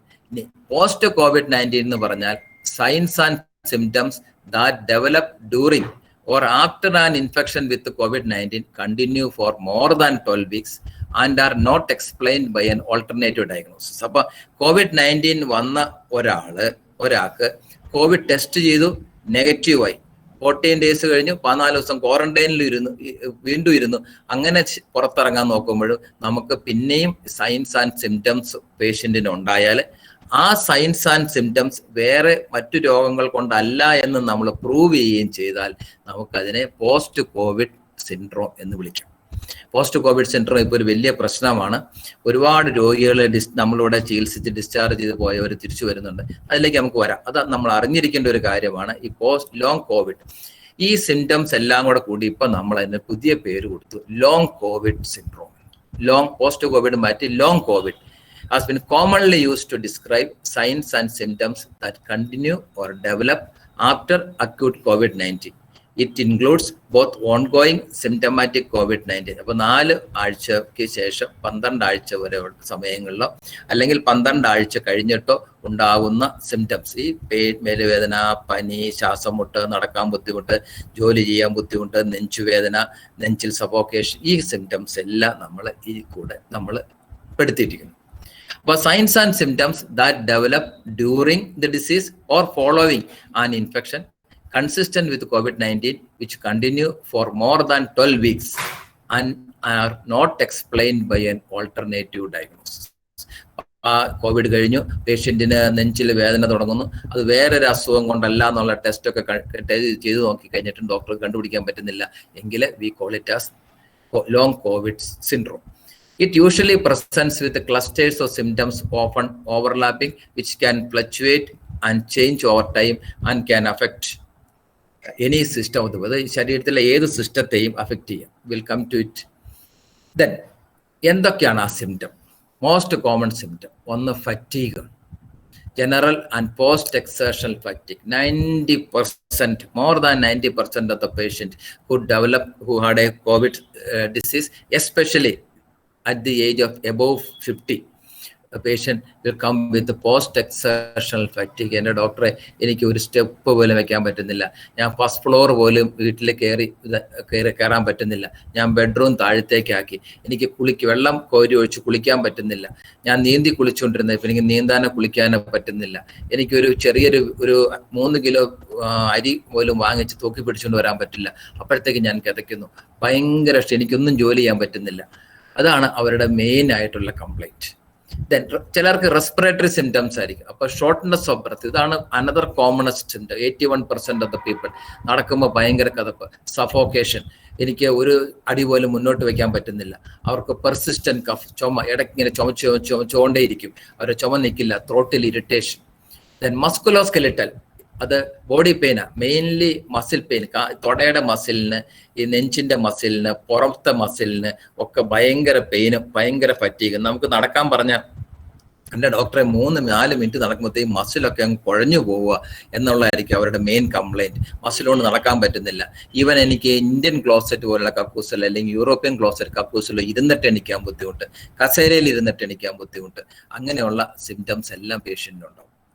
പിന്നെ neurological another important thing is headache ആണ്. ഒരു 55% ആണ് ഇവിടെ പറയുന്നതെങ്കിലും അതിൽ കൂടുതൽ ആളുകൾ especially young people came to our clinic with headache. പിന്നെ ന്യൂറോ കോഗ്നേറ്റീവ് ഡിസോർഡർ, ചില കാര്യങ്ങളൊക്കെ ഓർത്തിരിക്കാം, കാറിൻ്റെ നമ്പർ, പേര്.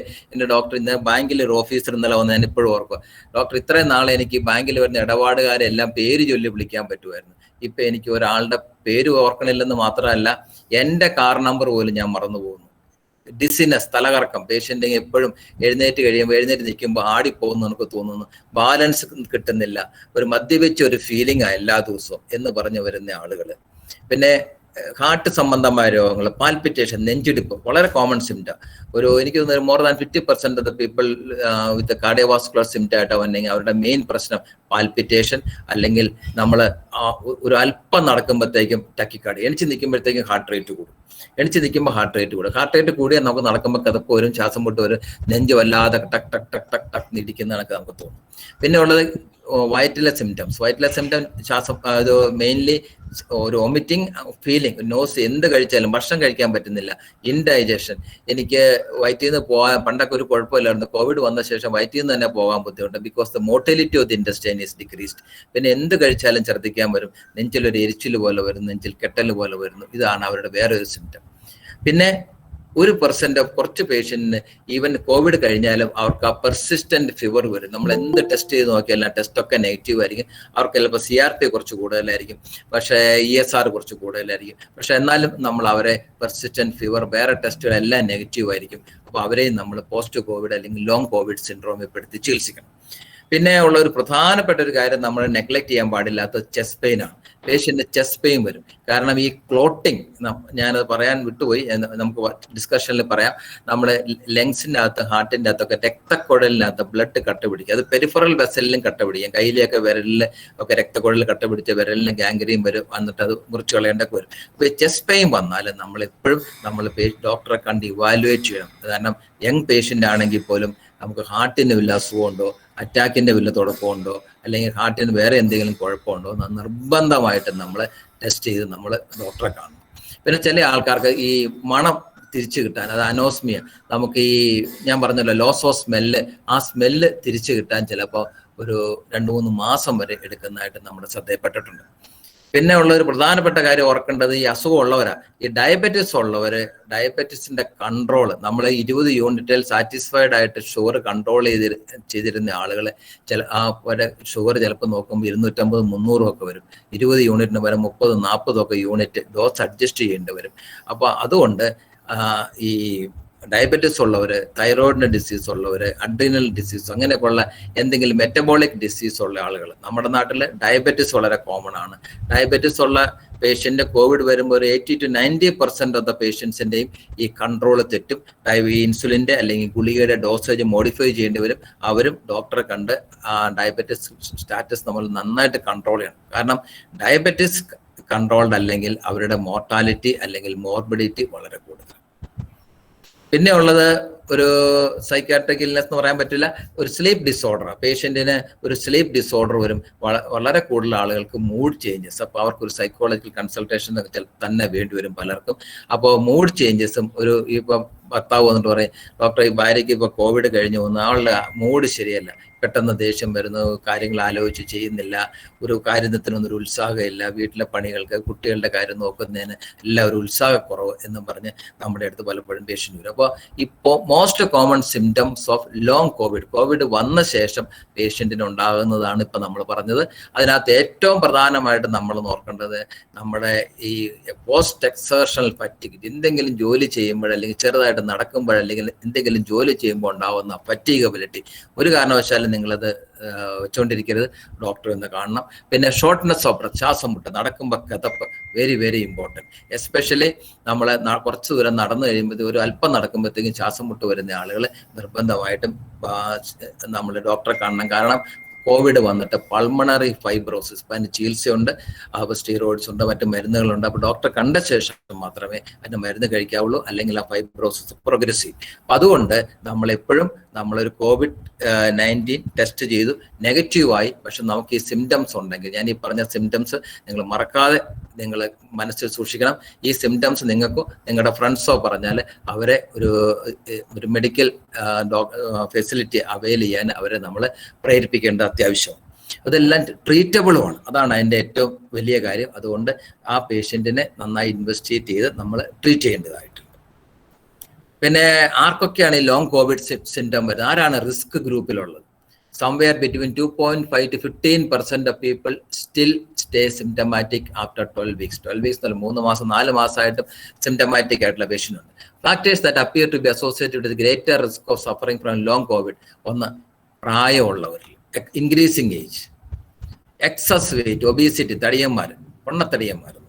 ഫീമെയിൽ ജെൻഡർ, ഫീമെയിൽസിനാണ് ഈ സിംറ്റംസ് ഞാൻ കൂടുതൽ കണ്ടിരിക്കുന്നത്. ഞാൻ ആഡ് ചെയ്ത ആസ്മ, ശ്വാസമുട്ടുള്ളവർക്ക് വളരെ കൂടുതൽ ശ്വാസമുട്ട്, അതിനോടനുബന്ധിച്ചുള്ള പ്രയാസങ്ങൾ ഉണ്ടാവും.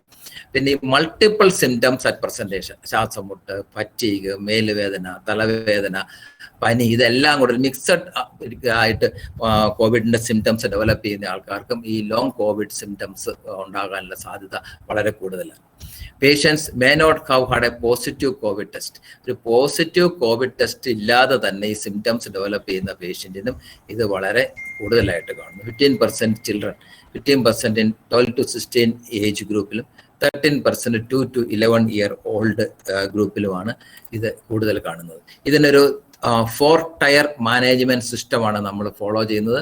Patient led rehabilitation and recovery, generalistic assessment support rehabilitation, specialist assessment support and rehabilitation, specialist management of specific complication. ഞാൻ പറഞ്ഞു വന്നത്, ഇപ്പൊ ഈ പേഷ്യന്റിന്റെ കോവിഡ് സിംറ്റംസ്, ഈ കോവിഡ് പോസിറ്റീവായ പേഷ്യന്റ് കോവിഡിന് ശേഷം നെഞ്ചുവേദന, ശ്വാസമുട്ട് അല്ലെങ്കിൽ തലവേദന പറഞ്ഞാൽ അത് ലോങ് കോവിഡ് സിൻഡ്രോം എന്ന് പറഞ്ഞ് മാറ്റിവെക്കാതെ you have to consult a specialist, do sufficient assessment and then finally tier 4 specialist management of specific complication if required.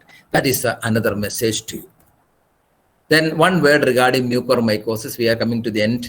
Then what is mucormycosis? നമ്മൾ ഇത് അറിഞ്ഞിരിക്കണം. Why the concern? ഞാൻ പറഞ്ഞു വരുന്നു.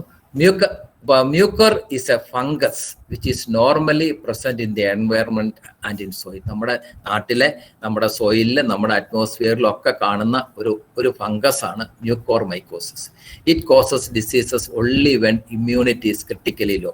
ഇത് സാധാരണ നമ്മുടെ നാട്ടിലുണ്ടാകുന്നത് ഈ ക്യാൻസർ ട്രീറ്റ്മെന്റ് കഴിഞ്ഞ് ഇമ്മ്യൂണിറ്റി കുറഞ്ഞവർ, സ്റ്റീറോയിഡ്സ് എടുത്ത് ഇമ്മ്യൂണിറ്റി കുറഞ്ഞവർ, HIV അല്ലെങ്കിൽ എയ്ഡ്സ് രോഗം പോലെ ഇമ്മ്യൂണിറ്റി ശരീരത്തിന്റെ നശിപ്പിക്കുന്ന അസുഖങ്ങളുള്ള ആളുകളിൽ ഈ മ്യൂക്കോർമൈക്കോസിസ് ഇതിനു മുമ്പും ഇവിടെ കണ്ടിട്ടുണ്ട്. Mucormycosis is not a new disease. It is known to occur in patients with low immunity such as uncontrolled diabetes, post-transplant and some cancer treatment patients. A sudden surge is being reported in mucormycosis in cases with COVID-19. അതാണ് ഇപ്പോഴത്തെ importance. നമ്മുടെ നാട്ടിലും report ചെയ്തിട്ടുണ്ട്, എറണാകുളത്തും report ചെയ്തിട്ടുണ്ട്. It is rare but serious complication of COVID-19. അപ്പോൾ infection with mucormycosis can cause loss of eyesight and may be life threatening. അതിലേക്ക് വരാം.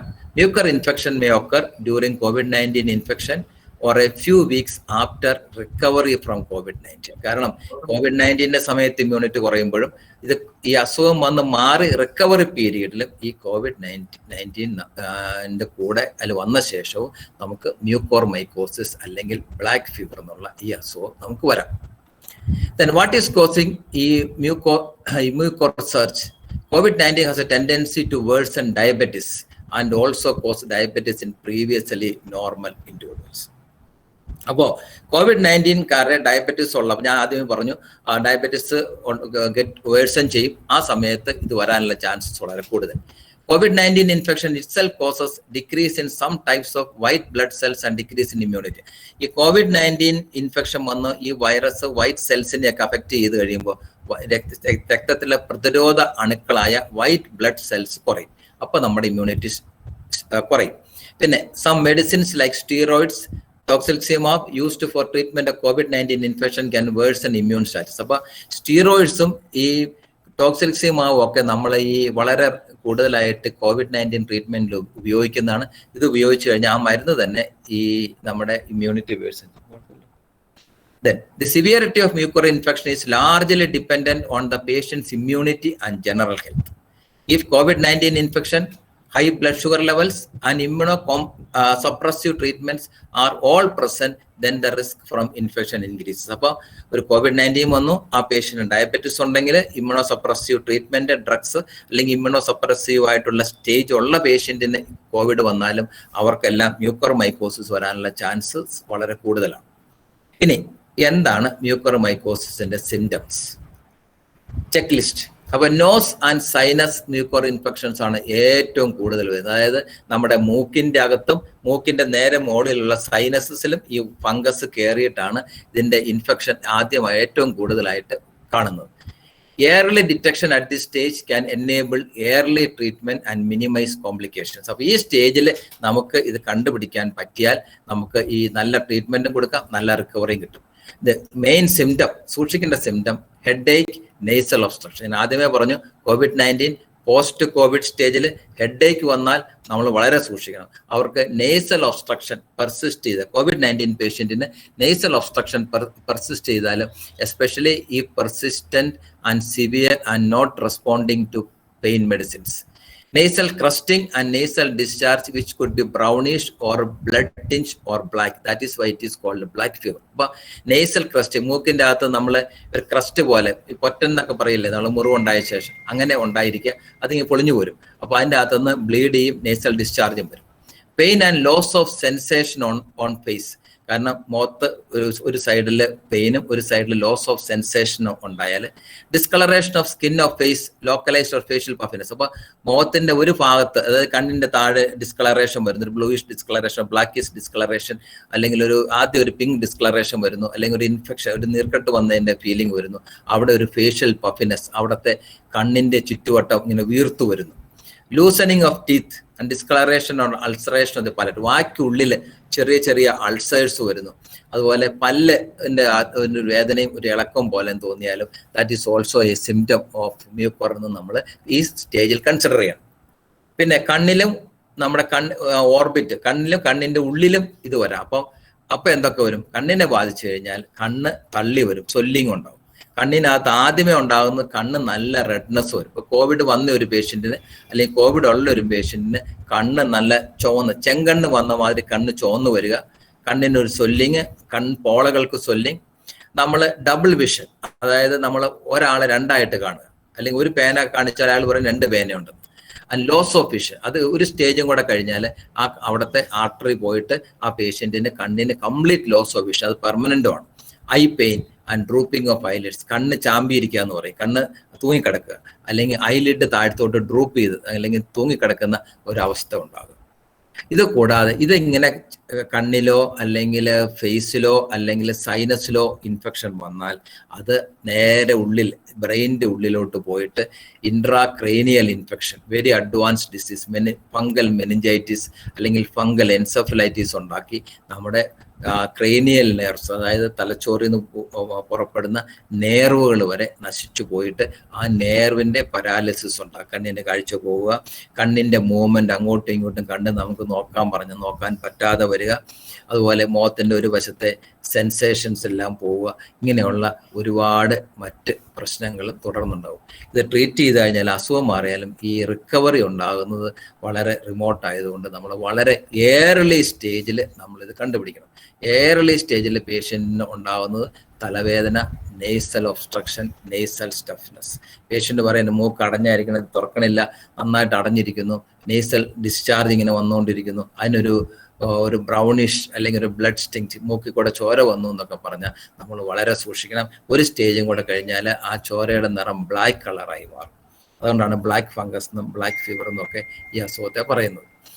അപ്പോൾ ഇനി ഒരു മ്യൂക്കർമൈക്കോസിസ് വന്ന അല്ലെങ്കിൽ മൂക്കിൽ നിന്ന് ഡിസ്ചാർജ് വന്ന് സംശയമുള്ള ഒരു പേഷ്യന്റ് സെൽഫ് മെഡിക്കേഷനും സ്റ്റീറോയിഡ്സും എല്ലാം ഒഴിവാക്കണം.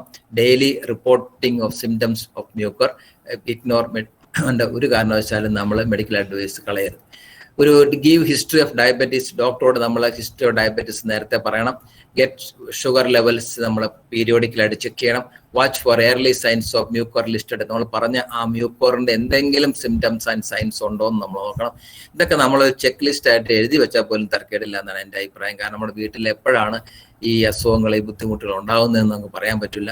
Then maintain basic hygiene and cleanliness, നമ്മളെല്ലാവരും ഏറ്റവും നല്ല ക്ലീൻ ആയിട്ട് ബോഡി സൂക്ഷിക്കുക. Follow medical advice, take complete course of treatment and suggested by the doctor. Then what to do if you have these symptoms? Consult your doctor immediately. Doctor will examine you clinically. If infection is strongly suspected or confirmed, you may need treatment with antifungal medications and surgery. അപ്പോൾ first സ്റ്റേജിലൊക്കെ നമുക്ക് antifungal drugs മതി.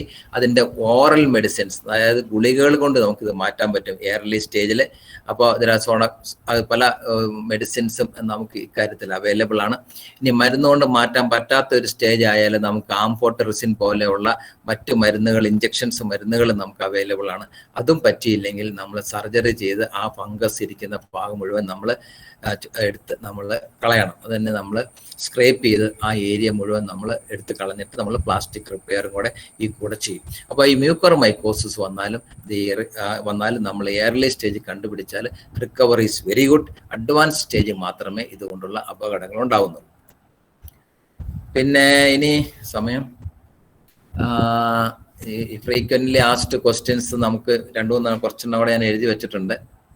അപ്പോൾ അത് ഞാനൊന്ന് വായിച്ചു പോട്ടെ. ഇനി നമ്മുടെ സാധാരണ വേറൊരു question, should children wear mask? പലരും ചോദിക്കും. In general children 2 years and above should wear a mask. ഒരു മാസ്ക് വെച്ചേ പറ്റൂ. അതിന് നമ്മൾ പിള്ളേരെ നമ്മളെ ഈ പലതരം പടങ്ങൾ, പിള്ളേർക്ക് ഇഷ്ടമുള്ള പോക്കിമോണിന്റെ ഒക്കെ പടമുള്ള മാസ്കുകൾ കിട്ടും. അങ്ങനെ കളർഫുൾ ആയിട്ടുള്ള മാസ്ക് വെച്ച് കൊടുത്ത് അവരെ എൻകറേജ് ചെയ്യുക. അപ്പോൾ അവരത് മാസ്ക് ഉപയോഗിച്ചോളൂ. Is it safe to get care for my other medical condition? അപ്പോൾ നമ്മൾ വേറെ മെഡിക്കൽ കണ്ടീഷനുള്ള ഒരാൾ, ഇപ്പൊ ഞാൻ ഇപ്പോൾ ഹാർട്ടിന് ഗുളിക കഴിക്കുന്നു അല്ലെങ്കിൽ സ്ട്രോക്കിന് ഗുളിക കഴിക്കുന്നു, അപ്പൊ ഞാൻ എന്ത് ചെയ്യണം? Answer is continue taking care of your health and wellness. And continue your medications. Do not change your treatment plan without taking to your health care provider. Continue to manage your disease. Then have at least 2 weeks supply of all prescription and non prescription medications നമ്മൾ available ആക്കണം. അതായത് എനിക്ക് ഇന്നിപ്പോൾ ഞാനൊരു heart patient ആണ്, എനിക്ക് Covid വന്നാലും ഞാൻ എൻ്റെ ഹാർട്ട് പേഷ്യൻ്റ് മെഡിസിൻസിൽ ഒരു ചേഞ്ചും വരുത്താൻ പാടില്ല. ആ മരുന്ന് അതുപോലെ തന്നെ കഴിക്കണം. അല്ലെങ്കിൽ ഡോക്ടർ പറയണം നമ്മളോട് ഈ മരുന്ന് കൂട്ടണം, ഇത് കുറയ്ക്കണം. സ്വന്തമായി ഒരു ഓൾട്ടറേഷനും വരുത്തരുത്. അങ്ങനെ നമ്മൾ ക്വാറന്റൈനിൽ പോവുകയോ അസുഖം വരികയോ ചെയ്താൽ 15 ദിവസം, അതായത് നമ്മുടെ ആ പീരീഡ് 15 ദിവസത്തേക്കുള്ള മരുന്ന് നമ്മൾ ആരെക്കൊണ്ടെങ്കിലും മേടിച്ച് നമ്മൾ സ്റ്റോക്ക് ആക്കി നമ്മുടെ കയ്യിൽ വെക്കണം. അതാണ് മോസ്റ്റ് ഇമ്പോർട്ടൻറ്റ് തിങ്. ഒരു മരുന്ന് നിർത്തരുത്. ഈ കോവിഡ് പോസിറ്റീവ് ആയാൽ അന്ന് ഡോക്ടർമാർ, ഞാൻ എൻ്റെ അനുഭവം പറയാം, എനിക്കൊരു ദിവസം ഒരു 5-8 കോളെങ്കിലും വരും. ഡോക്ടറെ, ഞാൻ ഡോക്ടറുടെ പേഷ്യൻ്റ് ആണ്, ഞാൻ ഇന്ന മരുന്നുകൾ കഴിക്കുന്നു, ഞാൻ വാട്സാപ്പിലേക്ക് അയക്കാം, നോക്കിയിട്ട് മരുന്ന് കഴിക്കണം. ഒന്നും ചേഞ്ച് ചെയ്യാനില്ല. ഒരു മരുന്നുകളും കോൺട്രാഇൻഡിക്കേറ്റഡ് അല്ല COVID-19, കാരണം ഇതിനൊരു സ്പെസിഫിക് ട്രീറ്റ്മെന്റ് ഇല്ല.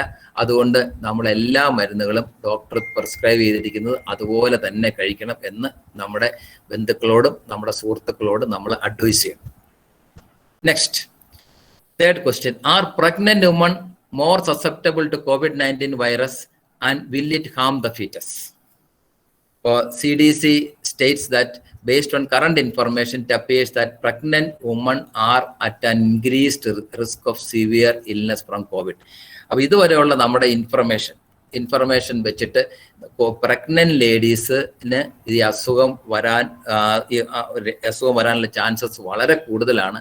ഇത് വന്നു കഴിഞ്ഞ ലേബറിന്റെ സമയത്തൊക്കെ ആണെങ്കിൽ നമുക്ക് കുട്ടിക്കും വരാനുള്ള ചാൻസസ് ഒത്തിരി ഉണ്ട്. അതുകൊണ്ട് പ്രഗ്നന്റ് വുമൺ കഴിയുന്നത്രയും നമ്മുടെ ഈ പേഷ്യൻ്റ് ഇന്ന് അകലത്തിൽ താമസിക്കണം. പ്രഗ്നന്റ് വുമൺ ഒരു വീട്ടിലുണ്ടെങ്കിൽ ഒരു കാരണവശാലും നമ്മൾ ഒരു അലസത കാട്ടരുത്.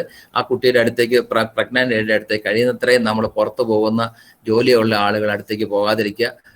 ജോലി കഴിഞ്ഞ് വരുന്ന വഴി തന്നെ വീട്ടിന്റെ പുറത്ത് വെച്ച് തന്നെ ഷർട്ടും നമ്മുടെ പാൻറ്റും അല്ലെങ്കിൽ നമ്മൾ ഇട്ടിരുന്ന ചുരിദാറും ഡ്രസ്സുകളും നമ്മൾ ചേഞ്ച് ചെയ്ത് കുളിയും കഴിഞ്ഞ ശേഷം മാത്രമേ വീട്ടിൻ്റെ ഉള്ളിൽ പ്രവേശിക്കാവുള്ളൂ എന്ന് നമ്മളൊരു ശപഥം ചെയ്യണം. നമുക്ക് എടുക്കാവുന്ന ഏറ്റവും നല്ല പ്രിക്കോഷനാണ് കൈ രണ്ടും നന്നായി നമ്മൾ സാനിറ്റൈസർ ഉപയോഗിച്ച് വാഷ് ചെയ്യുകയും ചെയ്തിട്ട് വേണം ഉള്ളിൽ കയറാൻ. നമ്മൾ പുറത്ത് ഉപയോഗിച്ചിട്ട് വന്ന മാസ്കും നമ്മൾ വീടിൻ്റെ ഉള്ളിൽ കയറ്റാൻ പാടില്ല. അത് പുറത്ത് വെച്ച് തന്നെ നമ്മൾ ഇത് ചെയ്യണം.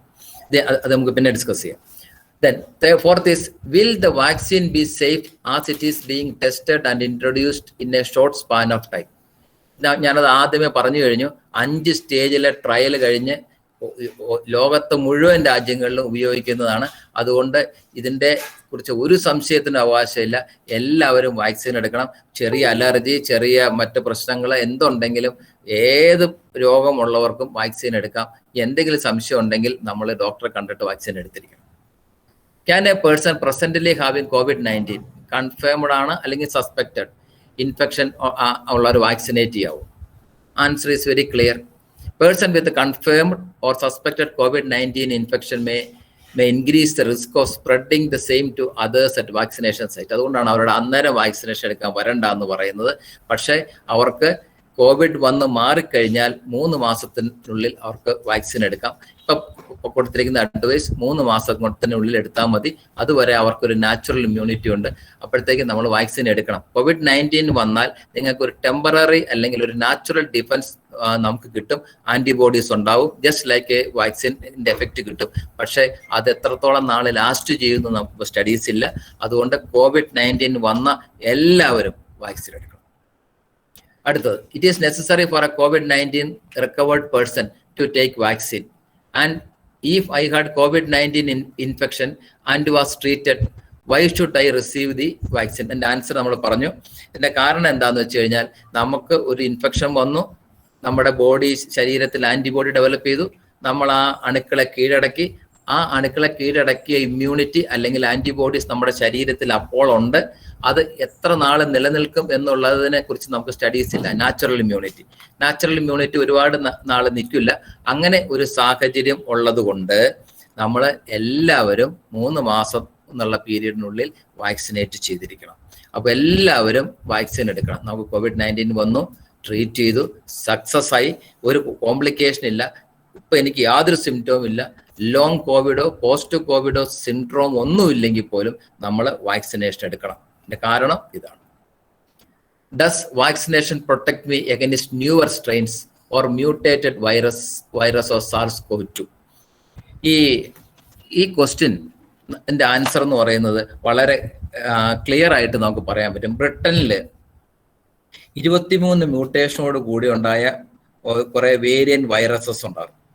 ആ ഇംഗ്ലണ്ടിൽ അവർ നടത്തിയ സ്റ്റഡിയിൽ ഈ ജനിതക മാറ്റം വന്ന എല്ലാ വൈറസിനെയും പ്രതിരോധിക്കുവാൻ നമ്മുടെ ഈ വാക്സിന് കഴിഞ്ഞു.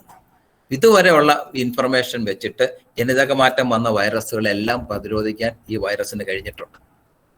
അപ്പോൾ അടുത്തത്, what precautions I need to take after receiving vaccine. അപ്പോൾ both the vaccines are safe, but in case of any discomfort or complaint, ask the beneficiary to visit the nearest health facility or call the health worker whose phone number is given in the COVID SMS received after vaccination. അപ്പോൾ ഈ vaccine എടുത്തതിന് ശേഷം ചെറിയ ഒരു പനി, ചെറിയൊരു തലവേദന, body pain, ചിലർക്ക് നല്ലതായിട്ട് പനിച്ചെന്ന് വരും, അല്ലെങ്കിൽ വേറെ ചിലർക്ക് തലവേദന വരും. ഇങ്ങനെയുള്ള സിംറ്റംസ് എല്ലാം ബോഡിയിലെ ഈ വാക്സിൻ എടുത്തത് കൊണ്ട് ഇമ്മ്യൂൺ സിസ്റ്റത്തെ ഉത്തേജിപ്പിച്ചു എന്നും നമുക്ക് അതിൻ്റെ എഫക്റ്റ് വരുന്നു എന്നുള്ളതിനെ തെളിവായിട്ടാണ് വെച്ചിരിക്കുന്നത്. ഇതിനെക്കുറിച്ച് ഓർത്ത് പേടിക്കേണ്ട. വാക്സിൻ നമുക്ക് എഫക്റ്റീവ് ആയി എന്നുള്ളതിന് ഒരു ഇൻഡയറക്റ്റ് എവിഡൻസ് കൂടിയായിട്ട് നമ്മൾ ഇതിനെ വെച്ചിരിക്കും. അപ്പോൾ അതുകൊണ്ട് ഈ വാക്സിൻ എടുത്ത ശേഷം ഉണ്ടാകുന്ന ഇതുപോലെയുള്ള ചെറിയ ചെറിയ ചെറിയ പ്രശ്നങ്ങളൊന്നും നമ്മൾ കാര്യമാക്കേണ്ടതില്ല. സീരിയസ് ആയിട്ടുള്ള എന്തെങ്കിലും പ്രശ്നം ഉണ്ടെങ്കിൽ മാത്രം നമുക്ക് വാക്സിൻ എത്ര മെറ്റിക്കുലസ് ആയിട്ടാണ് സിസ്റ്റം എന്ന് വിചാരിക്കണം. നമ്മൾ വാക്സിൻ എടുത്താൽ നമുക്ക് അപ്പോൾ SMS വരും, നിങ്ങൾ വാക്സിൻ എടുത്ത് നിങ്ങൾക്ക് എന്തെങ്കിലും സിംറ്റം ഉണ്ടെങ്കിൽ ഈ നമ്പറിൽ SMS ചെയ്യുക, ഈ നമ്പറിൽ വിളിക്കുക എന്ന് പറഞ്ഞു. അപ്പോൾ അതാണ് വാക്സിൻ എടുത്ത ശേഷമുള്ള കാര്യം. വാക്സിൻ എടുത്ത ശേഷം നമുക്ക് എന്ത് സാധനങ്ങൾ വേണമെങ്കിലും കഴിക്കാം. പിന്നെ ഫുഡിന് റെസ്ട്രിക്ഷൻ ഇല്ല. ചിലർ ചോദിക്കും നോൺ വെജ് കഴിക്കാം. നോൺ വെജ് കഴിക്കാം, വെജ് കഴിക്കാം. ഫുഡ് കഴിക്കുന്നതിൽ യാതൊരുവിധ റെസ്ട്രിക്ഷൻസും ഇല്ല. അടുത്തൊരു പ്രധാനപ്പെട്ട ഒരു ചോദ്യം എന്ന് പറയുന്നത്, ആന്റിബയോട്ടിക്സ് കൊണ്ട് നമുക്ക് COVID-19 പ്രിവെന്റ് ചെയ്യാവും? ഒരിക്കലുമില്ല. കാരണം antibiotics are for bacterial infection, but unfortunately COVID-19 is a virus infection. അപ്പോൾ ആന്റിബയോട്ടിക്സ് കൊണ്ട് യാതൊരു കാര്യവുമില്ല. Antibiotics are not indicated in the direct treatment of COVID-19. അതേസമയം COVID-19 പേഷ്യന്റിന് ഒരു സെക്കൻഡറി ബാക്ടീരിയൽ ഇൻഫെക്ഷൻ ഉണ്ടായാൽ, കൗണ്ട് കൂടിയാൽ, അല്ലെങ്കിൽ അതിൻ്റെ എവിഡൻസ് കണ്ടു കഴിഞ്ഞാൽ ഡെഫിനറ്റ്ലി നമുക്ക് പേഷ്യൻറ്റിന് ആൻറ്റിബയോട്ടിക് കൊടുക്കേണ്ടി വരും. ഒരു റെഗുലർ അല്ലെങ്കിൽ റുട്ടീൻ COVID-19 ട്രീറ്റ്മെൻറ്റിന് നമ്മൾ ഈ ആൻറ്റിബയോട്ടിക് ഒരു കാരണവശാലും ഉപയോഗിക്കരുത്. അത് ഉപയോഗിച്ചാൽ അതൊരു ഡ്രഗ് റെസിസ്റ്റൻസ് ഉണ്ടാകാനും ബാക്ടീരിയൽ റെസിസ്റ്റൻസ് ഉണ്ടാകാനും ഇടയാക്കും എന്നുള്ള ഒരു പ്രശ്നം കൂടെയുണ്ട്. അപ്പോൾ ഇത്രയാണ് എനിക്ക് പറയാനുള്ളൊരു ആമുഖമായിട്ട് പറയാനുള്ള കാര്യങ്ങൾ. ഇനി നമുക്കൊരു ഡിസ്കഷൻ, നിങ്ങൾക്ക് എന്തെങ്കിലും സംശയങ്ങളോ അല്ലെങ്കിൽ എന്തെങ്കിലും മറ്റ് എക്സ്പീരിയൻസുകളോ ഉണ്ടെങ്കിൽ നമുക്ക് ഷെയർ ചെയ്യാം. എന്നിട്ട് നമുക്കതിനെക്കുറിച്ച് ഡിസ്കസ് ചെയ്യാം. അപ്പോൾ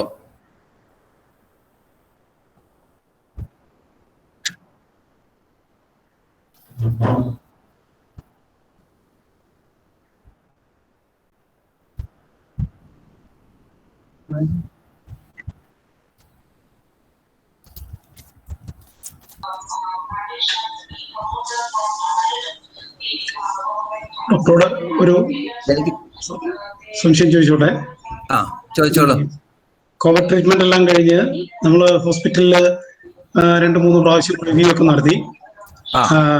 അതിനൊക്കെ ശേഷം നമ്മൾ ഈ ബ്ലഡിന്റെ റുട്ടീൻ ചെക്കപ്പില് അന്ന് ചെയ്തിരുന്ന ഈ ഡി ഡൈമർ ടെസ്റ്റ്, മറ്റേ ഫെർട്ടിങ് ടെസ്റ്റ്, അങ്ങനെ കുറെ ടെസ്റ്റുകളുണ്ടല്ലോ. ആ ടെസ്റ്റുകൾ റിപ്പീറ്റ് ചെയ്ത് പോണോ വേണ്ടയോ, എങ്ങനെ, അതിനെ കുറിച്ചൊരു അഭിപ്രായം? നമ്മൾ റുട്ടീനായിട്ട് ആ ടെസ്റ്റുകൾ സിംറ്റം ഒന്നും ഇല്ലെങ്കിൽ അഡ്വൈസ് ചെയ്യാറില്ല. ഈ ഡി ഡൈമറിന്റെ വാല്യൂ പല പേഷ്യൻസിനും അത് ഏജ് അനുസരിച്ചാണല്ലോ ഡി ഡൈമറിന്റെ നോർമൽ വാല്യൂ നമ്മൾ നിശ്ചയിക്കുന്നത്. ഒരു അപ്രോക്സിമേറ്റ് എന്ന് പറയുന്നത് നമ്മുടെ ഏജ് ഗുണം 10. 72 വയസ്സുള്ള ആൾക്ക് 720 ആണ് ഇതിന്റെ നോർമൽ റേഞ്ച് ആയിട്ട് വെച്ചിരിക്കുന്നത്. ചില ആൾക്കാർക്ക് അത് പെർസിസ്റ്റ്, അത് 2 times ഇതിന്റെ ഹൈ ആണെങ്കിൽ മാത്രമേ നമുക്ക് അതിനൊരു ഫോളോ അപ്പോ ട്രീറ്റ്മെന്റോ ആവശ്യമുള്ളൂ. ഇല്ലെങ്കിൽ നമുക്ക് സിംറ്റം ഒന്നും ഇല്ലെങ്കിൽ അതിന് വേറെ ഒരു ട്രീറ്റ്മെന്റിന്റെ ആവശ്യമില്ല. അപ്പൊ ഡി ഡൈമറും CRPയും ESR ഞാൻ മുമ്പ് പറഞ്ഞല്ലോ, അത് നോർമൽ ആകാൻ കുറച്ച് സമയം എടുക്കും. എത്ര സമയം കൊണ്ടെന്ന് പറയാൻ, നമുക്കൊരു പുതിയ അസുഖമായതുകൊണ്ട് അതിന്റെ സ്റ്റഡീസും അതിന്റെ ഒരു ഫൈനൽ കൺക്ലൂഷനിലേക്ക് നമ്മൾ എത്തുന്നേ ഉള്ളൂ. എങ്കിലും സിംറ്റംസ് ഉള്ള പേഷ്യന്റ്, ലങ്ങിനകത്ത് സൈൻസ് ഉള്ള പേഷ്യന്റ്, ഹാർട്ടിന് എന്തെങ്കിലും കുഴപ്പം വന്ന പേഷ്യന്റ് ഈ ഡി ഡൈമർ കൂടുതലാണെങ്കിൽ ഡോക്ടറെ കണ്ടിട്ട് ട്രീറ്റ്മെന്റ് ഏർപ്പെടുത്തേണ്ടി വരും. കൃത്യമായിട്ട് അതിന്റെ ഒരു പരിശോധന രോഗികൾ തന്നെ ചെയ്യേണ്ട ആവശ്യമില്ല. അത് സാധാരണ നമ്മുടെ ഈ ലോക്കലിലുള്ള ലാബുകളിലൊക്കെ ഇത് ചെയ്ത് കിട്ടുന്നതാണോ? അങ്ങനെ നല്ല ലാബുകളിൽ, ലോക്കലിലുള്ള ലാബ് എന്ന് ഉദ്ദേശിച്ച് നമുക്കിപ്പോ മൂവാറ്റുപുഴ പോലെയുള്ള നമ്മുടെ പ്രദേശത്ത് നല്ല ലാബുകളിലൊക്കെ ഇത് ചെയ്യാൻ പറ്റും. ലാബിന്റെ റിലയബിലിറ്റി, ക്വാളിറ്റി വളരെ ഇമ്പോർട്ടന്റ്. ഇത്തരം ടെസ്റ്റ്. ഡോക്ടറെ ഗുഡ് മോർണിംഗ്. ഗുഡ് മോർണിംഗ് ഡോക്ടറെ, ഒരു കാര്യമുള്ളതേ, ഞാനിപ്പോ കോവിഷീൽഡ് ഒരു ഡോസ് എടുത്തു. അപ്പൊ ഇന്നലത്തെ പേപ്പറിലൊക്കെ കണ്ടു കോവിഷീൽഡ് എടുത്തവർക്കും കോവാക്സിനും അങ്ങനെ വാക്സിൻ ചേഞ്ച് ചെയ്തെടുക്കുന്നതിന് ഇഷ്യൂസ് ഉണ്ടാവില്ല എന്ന് കണ്ടു. ഡോക്ടറിന്റെ അഭിപ്രായം എന്താ അതിനകത്ത്?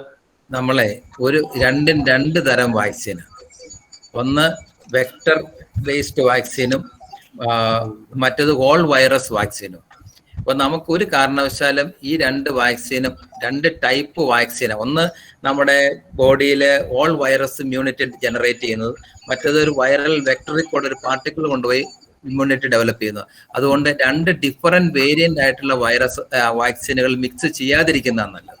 ഇപ്പൊ കോവിഷീൽഡ് എടുത്തവർ കഴിവതും കോവിഷീൽഡ് തന്നെ എടുക്കുക, കോവാക്സിൻ എടുത്തവർ കോവാക്സിൻ തന്നെ എടുക്കുക. അതാണ് ഇപ്പോഴത്തെ സ്റ്റഡീസ് അതിനേ ഉള്ളൂ. അതായത് മിക്സ് ചെയ്ത് വാക്സിൻ നമ്മൾ സാധാരണ പ്രൊമോട്ട് ചെയ്യാറില്ല. Doctor thank you. Good morning doctor. ചോദിച്ചോളൂ ഡോക്ടർ. വാക്സിൻ എടുത്തതിന്റെ ഒരു എഫക്റ്റീവ് എന്നോണം അതിനകത്ത് ചെറിയ പനി അങ്ങനെയുള്ള കാര്യങ്ങൾ വരുന്നെന്ന് ഡോക്ടർ പറഞ്ഞു. അത് എത്ര നാള് വരെ ഒരാൾക്ക് നീണ്ടു നിൽക്കുമെന്നൊന്ന് പറഞ്ഞു തരുമോ? 4 ദിവസം 5 ദിവസം വരെ നിൽക്കും. ചിലർക്ക് ആ ഒരു പെയിനൊക്കെ, ഒരു മേല് നൊമ്പരമൊക്കെ ഒരാഴ്ചയൊക്കെ നീണ്ടു നിൽക്കാറുണ്ട്. ഈ ചിലർക്ക് സിംറ്റംസ് ഒന്നും വന്നെന്ന് വരില്ല. ഞാൻ കോവിഷീൽഡ് വാക്സിനാണ് എടുത്തത്. ഞാൻ കോവിഷീൽഡ് എടുത്തിട്ട് എനിക്ക് വലിയ സിംറ്റംസ് ഒന്നും ഉണ്ടായില്ല. ആദ്യത്തതും എടുത്തു, രണ്ടാമത്തതും എടുത്തു. അപ്പൊ എനിക്കൊരു സംശയം, ഞാൻ എടുത്ത വാക്സിൻ എനിക്ക് എഫക്റ്റീവ് ആയോ ഇല്ലയോ എന്ന്. അപ്പൊ തുടക്കത്തിലാണ്, ആ ഫസ്റ്റ് ഡേ തന്നെ ഞാൻ വാക്സിൻ എടുത്തു. അപ്പോൾ ഞാൻ പോയിട്ട് എൻ്റെ ഇമ്മ്യൂൺ സ്റ്റാറ്റസ് ടെസ്റ്റ് ചെയ്തപ്പോൾ എനിക്ക് ആ നോർമലിനേക്കാളും ഓൾമോസ്റ്റ് ഡബിൾ എനിക്ക് ഇമ്മ്യൂണിറ്റി ഡെവലപ്പ് ചെയ്തിട്ടുണ്ട്. സിംറ്റം വന്നാലും നിർബന്ധമില്ല, സിംറ്റംസ് എല്ലാം വന്നാലും അത് ഒരാഴ്ച താഴെ നിൽക്കുള്ളൂ. 4 ദിവസം 5 ദിവസം, ചിലർക്കൊക്കെ 2 ദിവസമൊക്കെ ഉള്ളൂ. എനിക്ക് തോന്നുന്നു 90% 95% ആൾക്കാരും 2 ദിവസം കഴിഞ്ഞ് പിന്നെ വിളിക്കാറില്ല. 2 ദിവസം വരെ വിളിക്കും. മേല് നമ്പറുണ്ട്, പനിയുണ്ട്. അങ്ങനെ ചെറിയ പനിയെ മേല് നമ്പറൊക്കെ വന്നാൽ നമ്മളൊരു ചെറിയ ഒരു മൈൽഡ് അനാൾജസിക്സ് ലൈക്ക് പാരാസിറ്റമോളോ എല്ലാം കൊടുക്കും, അത്രേ ഉള്ളൂ. ഒരു ക്വസ്റ്റ്യൻ കൂടെ. നമ്മള് ഈ ടി വി ഒക്കെ വെച്ചാൽ നമുക്ക് അറിയാൻ പറ്റുന്നുണ്ട് കോണ്ടാക്ട് കൊണ്ട് വന്ന COVID-19 ലിസ്റ്റ് ഇത്ര, എന്നാൽ ഉത്ഭവം അറിയില്ല. അങ്ങനെ വരുന്നത് എന്തുകൊണ്ടാണെന്ന് പറയാൻ കഴിയുമോ ഡോക്ടറെ? എവിടുന്നാ കിട്ടിയെന്ന് അറിയില്ല എന്ന്. ഞാനൊരു കാര്യം പറയട്ടെ. ഞാൻ വക്കീല് ഒരു ദിവസം ഒരു 10 പേര് വക്കീലിന്റെ അടുത്ത് വന്നു. ആ 10 പേരിൽ ഒരാൾക്കേ കോവിഡ് കാണുള്ളൂ. അപ്പൊ ഈ 10 പേരിലെ ഒരാളായിരിക്കും ചിലപ്പോൾ നമുക്ക് തന്നത്. അല്ലെങ്കിൽ നമ്മൾ അവിടെ നിന്ന് ഇറങ്ങി താഴത്തേക്ക് ഇറങ്ങി പോയപ്പോ കാൻട്രിയിലെ പിടിച്ചു. ആ കാൻട്രിയിലെ നേരത്തെ ഒരു കോവിഡ് പേഷ്യന്റ് അടുത്ത് നിന്ന് തുമ്മിയിട്ടുണ്ടാവും, അതിൽ ഈ ഡ്രോപ്ലെറ്റ്സ് ഉണ്ടാവും. അപ്പൊ നമ്മുടെ കയ്യെ പറ്റി നമ്മളപ്പോ ഹാൻഡ് സാനിറ്റൈസർ ഒന്നും ഉപയോഗിക്കാൻ ഓർത്തില്ല, അറിയാതെ മുഖം ഒന്ന് തൂത്തു. അങ്ങനെ വരുന്ന സ്റ്റേജുകളിലൊക്കെ പിന്നെ നമ്മൾ ഇറങ്ങി വന്ന് താഴത്തെ പലചരക്കടയിൽ പോയിട്ട് 1 കിലോ അരി വാങ്ങിച്ചു, അപ്പുറത്ത് ബേക്കറിയിൽ പോയിട്ട് കുറച്ച് ബിസ്ക്കറ്റ് വാങ്ങിച്ചു. We won't be able to tell ഏതായിരുന്നു സ്പോർട്സ്. അതേ സമയത്ത് നമുക്കറിയാം, ഇപ്പൊ അഡ്വക്കേറ്റ് നമ്മുടെ ജോണി മെതിപ്പാറ അഡ്വക്കേറ്റ് എൻ്റെ അടുത്ത് പുസ്തകം വാങ്ങിക്കാൻ വന്നു, ഒരു കേസ് ഡിസ്കസ് ചെയ്യാൻ വന്നു. ഇന്ന് പുള്ളിയെ മാത്രമേ കണ്ടോളൂ. അദ്ദേഹം കോവിഡ് പോസിറ്റീവ് ആയെങ്കിൽ നമുക്ക് പറയാൻ പറ്റും, ഇത് ജോണി വക്കീലിൽ നിന്നാണ് എനിക്കിത് പറഞ്ഞത്. അല്ലാത്ത സാഹചര്യങ്ങളിൽ കോണ്ടാക്ട് ട്രേസിങ് നടത്തി പോയാൽ മാത്രമേ നമുക്കിത് ആരിൽ നിന്നാണ് നമുക്ക് വന്നത്, അല്ലെങ്കിൽ എങ്ങനെയാണ് വന്നതെന്ന് നമുക്ക് കണ്ടുപിടിക്കാൻ പറ്റും. ഇപ്പൊ നമ്പർ ഓഫ് പേഷ്യൻസ് ഒത്തിരി കൂടിയതുകൊണ്ട് പഴയതുപോലെ കോൺടാക്ട് ട്രേസിങ് നമുക്ക് അത്ര എളുപ്പമാണ്. എങ്ങനെയായാലും ഒരു കോണ്ടാക്ട് ഉണ്ടെങ്കിലേ അതിലൂടെ വരുള്ളൂ എന്നുള്ളത്. കോണ്ടാക്ട് അല്ലെങ്കിൽ ഡ്രോപ്ലെറ്റ് എക്സ്പോഷർ ആയാലും മതി. Thank you doctor. ഡോക്ടറെ ഒരു കാര്യം ഡോക്ടറെ ചോദിച്ചോട്ടെ. ഡോക്ടറെ, ആദ്യം ഈ കോവിഷീൽഡിന്റെ വാക്സിനേഷന് ആദ്യം പറഞ്ഞിരുന്ന വാലിഡിറ്റി ഒരു 46 days ആയിരുന്നു. സബ്സിക്വന്റ്ലി അത് 52 എന്ന് പറഞ്ഞു. ഇപ്പോൾ അത് 80+ എന്ന് പറയുന്നു. ഇതെല്ലാം എല്ലാം ആധികാരികമായിട്ടുള്ള ഏതെങ്കിലും പഠനങ്ങളുടെ അടിസ്ഥാനത്തിലാണോ, അതോ ഈ വാക്സിനേഷന്റെ ഡെഫിഷ്യൻസി കൊണ്ട് ഉണ്ടാവുന്ന ഒരു സംഭവമാണോ? അല്ല, നമ്മള് ഈ കോവിഷീൽഡ് വാക്സിൻ കൊടുത്തു തുടങ്ങുമ്പോൾ ഇപ്പൊ നമുക്ക് പോളിയോ വാക്സിനോ അല്ലെങ്കിൽ മീസിൽസ് വാക്സിനോ അല്ലെങ്കിൽ ഹെപ്പറ്റൈറ്റിസ് വാക്സിനോ ആണെങ്കിൽ അതിന്റെ 10-30 വർഷത്തെ സ്റ്റഡി മെറ്റീരിയൽ നമ്മുടെ കയ്യിലുണ്ട്. ഇത് എപ്പോൾ ഇത് കൊടുക്കണം, എങ്ങനെ കൊടുക്കണം എന്നുള്ളതിനെ കുറിച്ച്. ഇതിപ്പോ നമ്മള് ഈ വാക്സിൻ കോവാക്സിൻ നമ്മൾ എടുത്തു കഴിഞ്ഞിട്ട് നമ്മൾ നടത്തിയ പഠനങ്ങൾ അതിന് ശേഷമാണല്ലോ ഇത്ര ബൾക്കായിട്ട് ആൾക്കാരെ സ്റ്റഡി ചെയ്യാൻ പറ്റി. അപ്പൊ ഞങ്ങളുടെ മെഡിക്കൽ കോളേജ് ഞങ്ങളുടെ മെഡിസിൻ ഡിപ്പാർട്ട്മെന്റ് ഈ വാക്സിൻ എടുത്ത ആൾക്കാരുടെ എല്ലാവരുടെയും, ഞങ്ങളുടെ ആശുപത്രിയിൽ വാക്സിൻ എടുത്ത സ്റ്റാഫിനെ മുഴുവൻ, അത് തന്നെ ഏകദേശം 1000-800 പേര് വരും. ആ 800 പേരുടെ പിന്നെ അവിടെ വാക്സിൻ എടുത്തു പോയ കുറെ വില്ലിംഗ് ആയിട്ടുള്ള ആൾക്കാരെ ഇടയ്ക്ക് വിളിച്ചു വരുത്തിയിട്ട് നമ്മളെ ബ്ലഡിൽ ആന്റിബോഡി ടൈറ്റർ ഇങ്ങനെ നോക്കിക്കൊണ്ടിരിക്കും. അപ്പോ ഈ ടൈറ്റർ നന്നായിട്ടുണ്ടായി വരുന്ന പീരീഡ് വെച്ചിട്ടാണ് നമ്മൾ അടുത്ത ഡോസ് തീരുമാനിക്കുന്നത്.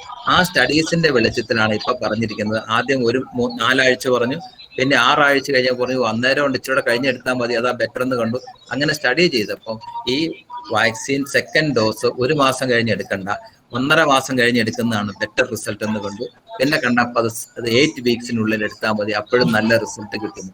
അപ്പൊ ഈ ആന്റിബോഡീസ് കൂടുതൽ ഉണ്ടാവുന്നത് 8 വീക്സ്. അങ്ങനെ ഈ കിട്ടിയ ഇൻഫർമേഷൻസ് വെച്ചിട്ടാണ് നമ്മൾ തീരുമാനിക്കുന്നത്. ചിലപ്പോൾ നാളെ അടുത്തൊരു സ്റ്റഡി കഴിയുമ്പോൾ ചിലപ്പോൾ അവർ പറയും ഇത് 2-3 മാസത്തിനുള്ളിൽ എടുത്താൽ മതി. നമ്മളെ ഹെപ്പറ്റൈറ്റിസ് വാക്സിൻ എടുക്കുന്ന ഫസ്റ്റ് ഡോസ് എടുത്ത് 6 മാസം കഴിഞ്ഞിട്ട് സെക്കൻഡ് ഡോസ് എടുക്കണം. അതുപോലെ ആ പീരീഡ് എപ്പോഴാണ് എടുക്കണ്ടേ എന്നുള്ള കാര്യത്തിനെ കുറിച്ചൊക്കെ ഉള്ളത് ഈ സ്റ്റഡീസിന്റെ വെളിച്ചത്തിൽ നമ്മുടെ ഈ റിസർച്ച് ഓർഗനൈസേഷൻ പുറപ്പെടുവിക്കുന്ന ഓരോ ഉത്തരവുകൾ അല്ലെങ്കിൽ ഓരോ ഇൻഫർമേഷൻ, ആ ഇൻഫർമേഷൻ വെച്ചിട്ട് ഇങ്ങനെയുള്ള സാഹചര്യങ്ങളിൽ നമുക്ക് മുന്നോട്ട് പോകുന്നു. കാരണം ഇതൊരു പുതിയ വൈറസ് ആണ്, ഇതിന്റെ നേച്ചറും കാര്യങ്ങളൊക്കെ നമ്മൾ പഠിച്ചു വരുന്നേ ഉള്ളൂ വാക്സിനേഷനോടുള്ള. അതേസമയത്ത് കോവാക്സിൻ ആണെങ്കിൽ അതിൽ നേരത്തെ നമ്മൾ എടുക്കണം. ഇപ്പോഴത്തെ കണക്കനുസരിച്ച് നമ്മൾ അത് ഒരു 28 to 42 ഡേയ്സിനുള്ളിൽ കോവാക്സിൻ എടുക്കണം. കോവിഷീൽഡിനാണ് ഈ 80-82 ദിവസത്തിനുള്ളിൽ എടുത്താൽ മതി എന്നുള്ള ഒരു വിശകലനം ഇപ്പോൾ വന്നിരിക്കുന്നു. ഓക്കെ ഡോക്ടർ ഒരു കാര്യം കൂടി, നമ്മളിപ്പോൾ ഈ വ്യാപകമായ രീതിയിൽ പുതിയൊരു സംവിധാനമാണല്ലോ ഈ PPE കിറ്റുകൾ. ഈ PPE കിറ്റുകൾ എങ്ങനെയാണ് സയന്റിഫിക്കലി അത് ഡിസ്ട്രോയ് ചെയ്യേണ്ടതിനെ കുറിച്ച് എന്തെങ്കിലും മാർഗനിർദ്ദേശങ്ങൾ ഇഷ്യൂ ചെയ്യുന്നതിന്? ഇപ്പൊ പലപ്പോഴും നമ്മൾ PPE കിറ്റുകൾ ഒരു മരണവുമായി ബന്ധപ്പെട്ട് തന്നെ ഏകദേശം 8ഓളം PPE കിറ്റുകൾ മിനിമം 6എങ്കിലും വേണ്ടി വരുന്നുണ്ട്. അങ്ങനെ വന്നു കഴിയുമ്പോൾ ഇതൊരു വലിയൊരു നാച്ചുറൽ ഡിസാസ്റ്റർ ആയി തീർന്നുകൊണ്ടിരിക്കുകയാണ്. പ്ലാസ്റ്റിക് ആണല്ലോ, 85 GSM പ്ലാസ്റ്റിക് ആണല്ലോ ഉപയോഗിക്കുന്നത്. അങ്ങനെ വന്നു കഴിഞ്ഞു കഴിയുമ്പോൾ ഇത് പലപ്പോഴും കഴിഞ്ഞ ദിവസം ഇവിടെയൊക്കെ തന്നെ വഴിയോരങ്ങളിലെല്ലാം ഈ PPE കിറ്റുകൾ കൊണ്ടുവന്ന് ഇടുന്ന ഒരു സംവിധാനം കാണുന്നുണ്ട്. അതെന്തെങ്കിലും അതിന് കൃത്യമായൊരു മാർഗനിർദ്ദേശം കൊടുക്കുന്നുണ്ടോ? എങ്ങനെ ഡിസ്ട്രോയ് ചെയ്യണം? നാട്ടിൻ പ്രദേശത്ത് ചെയ്യാവുന്ന അത് ഇൻസെർനേറ്റ് ചെയ്യാൻ നമുക്കിപ്പോൾ അവിടെ പറ്റില്ലല്ലോ. എന്റെ നാട്ടിലെ ഇൻസെർനേറ്റർ ഇല്ല, അവിടെ ഒരാൾ മരിച്ചു, നമ്മളെ PPE കിറ്റ് ഇട്ട് കഴിഞ്ഞാൽ നമുക്ക് ചെയ്യാവുന്നത് ഈ 8 PPE കിറ്റുകൾ വാങ്ങിച്ചിട്ട് കത്തിച്ച് കളയാന്നുള്ളൂ. അത് നമ്മൾ നോക്കിയിട്ട് കാര്യമില്ല, കത്തിച്ച് കളയുന്നതാണ് ഏറ്റവും സേഫ്. ചിലർ പറയും ആ പേഷ്യന്റിനെ ശവം അടക്കി കുഴിക്കകത്തേക്ക് തന്നെ ഇട്ടാൽ പോരെന്ന്. അപ്പൊ കത്തിച്ച് കളയുന്ന ചിലർക്ക് അത് ഇഷ്ടപ്പെടില്ല, അതുകൊണ്ട് അത് കത്തിച്ച് കളയുന്നതായിരിക്കും ഏറ്റവും ഇതെന്നാണ് എനിക്ക് തോന്നുന്നത്. പക്ഷേ ഡോക്ടർ, അത് 85 GSM പ്ലാസ്റ്റിക് അല്ലേ, അത് കത്തിച്ച് കളയാമോ അങ്ങനെയാണെങ്കിൽ? വേറെ ഒരു ഓപ്ഷൻ ഇല്ലാതെ വരുമ്പോ നമ്മള് നാട്ടിൽ ചെയ്യാവുന്ന പ്രായോഗികമായ കാര്യം അതല്ലേ ഉള്ളൂ. ഓക്കെ.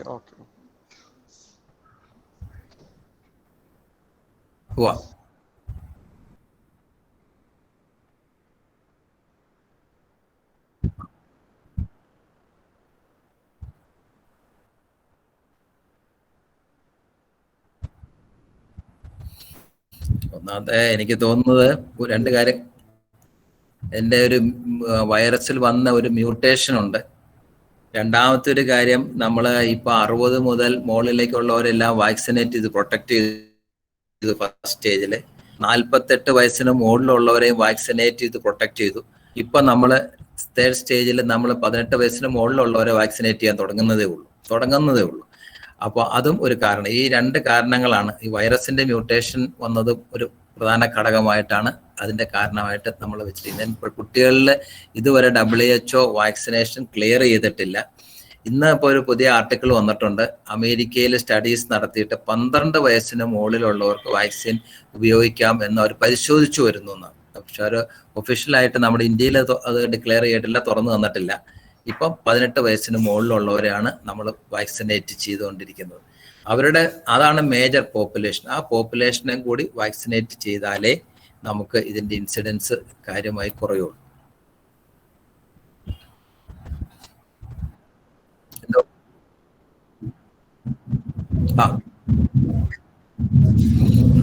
ഇപ്പോഴത്തെ വാക്സിൻ എടുത്ത ശേഷം ഇപ്പൊ ഒരു 6 മാസം കഴിഞ്ഞു. 6 മാസം ഞങ്ങൾ കുറച്ച് പേരുടെ ഇമ്മ്യൂണിറ്റി നോക്കിയപ്പോൾ ആ പഴയ ഇമ്മ്യൂണിറ്റി തന്നെയുണ്ട്. അപ്പൊ 6 മാസത്തേക്ക് വാലിഡിറ്റി ഉണ്ട്. അപ്പൊ എത്ര വർഷം നിൽക്കുമെന്ന് അറിയണമെങ്കിൽ നമ്മൾ ആ സമയം എത്തണമല്ലോ. 1 വർഷം കഴിഞ്ഞ് ചെക്ക് ചെയ്യണം, 1.5 വർഷം കഴിഞ്ഞ് ചെക്ക് ചെയ്യണം, 2 വർഷം കഴിഞ്ഞ് ചെക്ക് ചെയ്യണം, 2.5 വർഷം കഴിഞ്ഞ് ചെക്ക് ചെയ്യണം. അങ്ങനെ നമുക്ക് മുന്നോട്ട് ഇങ്ങനെ പരിശോധിച്ച് എൻ്റെ ഇമ്മ്യൂൺ സ്റ്റാറ്റസ് എത്ര നാൾ നിൽക്കുന്നു എന്നുള്ളത് പരിശോധിക്കും. ഇപ്പൊ നമുക്കൊരു കാര്യം ഉറപ്പായി, 6 മാസത്തിൽ കൂടുതൽ ഇതിന്റെ വാക്സിനേഷന്റെ എഫക്റ്റ് നിൽക്കുമെന്ന് ഇപ്പൊ 100% ഉറപ്പായി. എന്തായാലും ഈ ഇതിനെ കുറിച്ചുള്ള ഒരു WHO ഒരു മാർഗനിർദ്ദേശം ഇപ്പൊ കിട്ടിയിരിക്കുന്ന വിവരം അനുസരിച്ച് മോർ ദാൻ 2 years കിട്ടുമെന്നാണ്. 2 years എന്തായാലും കിട്ടുമെന്നാണ്. ഇപ്പൊ 6 മാസം കഴിഞ്ഞ് ഞങ്ങൾ നടത്തിയ സ്റ്റഡിയിൽ പോലും ഞങ്ങൾക്ക് എല്ലാവർക്കും ഇമ്മ്യൂൺ സ്റ്റാറ്റസ് ആ പഴയതുപോലെ തന്നെ നിൽക്കുന്നുണ്ട്. 2 വർഷത്തെ പ്രൊട്ടക്ഷൻ കിട്ടിയാൽ മതി. എപ്പോഴത്തേക്ക് ഈ ഒരു പാൻഡമിക് തീരാനാണ് സാധ്യത. ഇല്ലെങ്കിൽ അപ്പോൾ എന്താ വേണ്ടതെന്നുള്ളതിന് സ്റ്റഡീസ് വരും. ഒന്നുമില്ല 3rd ബൂസ്റ്റർ വേണോ, അല്ലെ വേറെ എന്തെങ്കിലും കാര്യങ്ങൾ വേണോ എന്നുള്ളതിനെ കുറിച്ചുള്ള ഒരു ഫൈനൽ ഇത് WHO ഇതേവരെ നടത്തിയിട്ടില്ല. എൻ്റെ പ്രഖ്യാപനം, അതിൻ്റെ ഒരു അനൗൺസ്മെന്റ് വി ആർ എക്സ്പെക്ടിങ്. 1 വർഷം കഴിയുമ്പോഴത്തേക്കൊക്കെ വരുള്ള സ്റ്റഡീസ് കഴിഞ്ഞ് വന്നല്ലോ. മൾട്ടിനാഷണൽ സ്റ്റഡീസാണ്. ഒരു രാജ്യത്തെ മാത്രം ഇത് വെച്ചിട്ട് അതിനൊരു തീരുമാനം ഉണ്ടാക്കാനും പറ്റില്ല. ഈ വാക്സിന്റെ കാര്യത്തിലെ പോലെ തന്നെ എൻ്റെ സേഫ്റ്റി നമ്മൾ പറയുന്നത് ലോകത്തിലെ എല്ലാ രാജ്യത്തും സ്റ്റഡി നടത്തി എല്ലാവരും അക്സെപ്റ്റ് ചെയ്തിരിക്കുന്നു. പിന്നെ നമ്മൾ എന്തിനാ പേടിക്കേണ്ടതെന്നാണ് വാക്സിനെ കുറിച്ച് എൻ്റെ ചോദ്യം.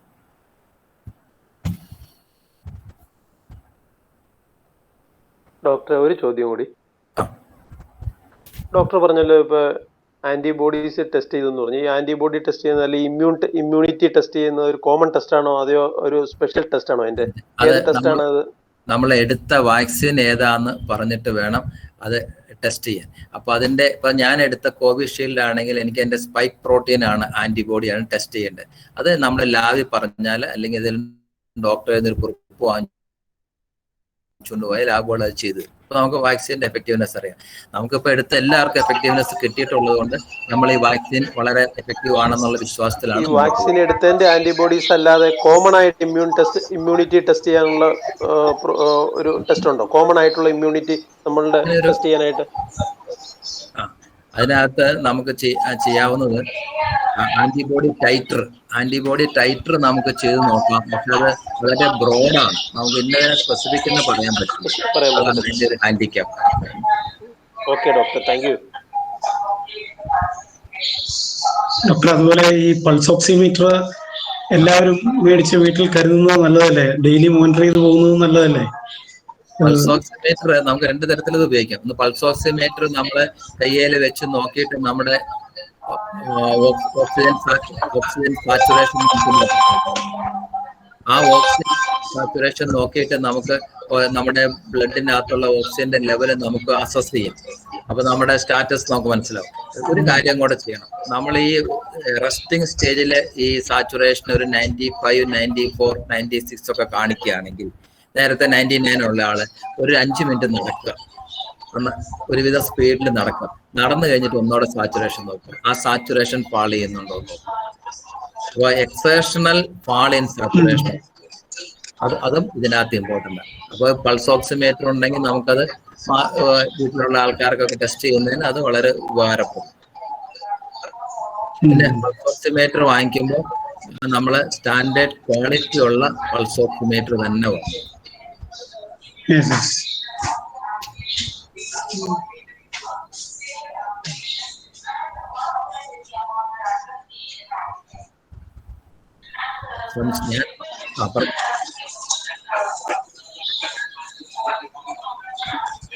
എന്തോ കേട്ടില്ല.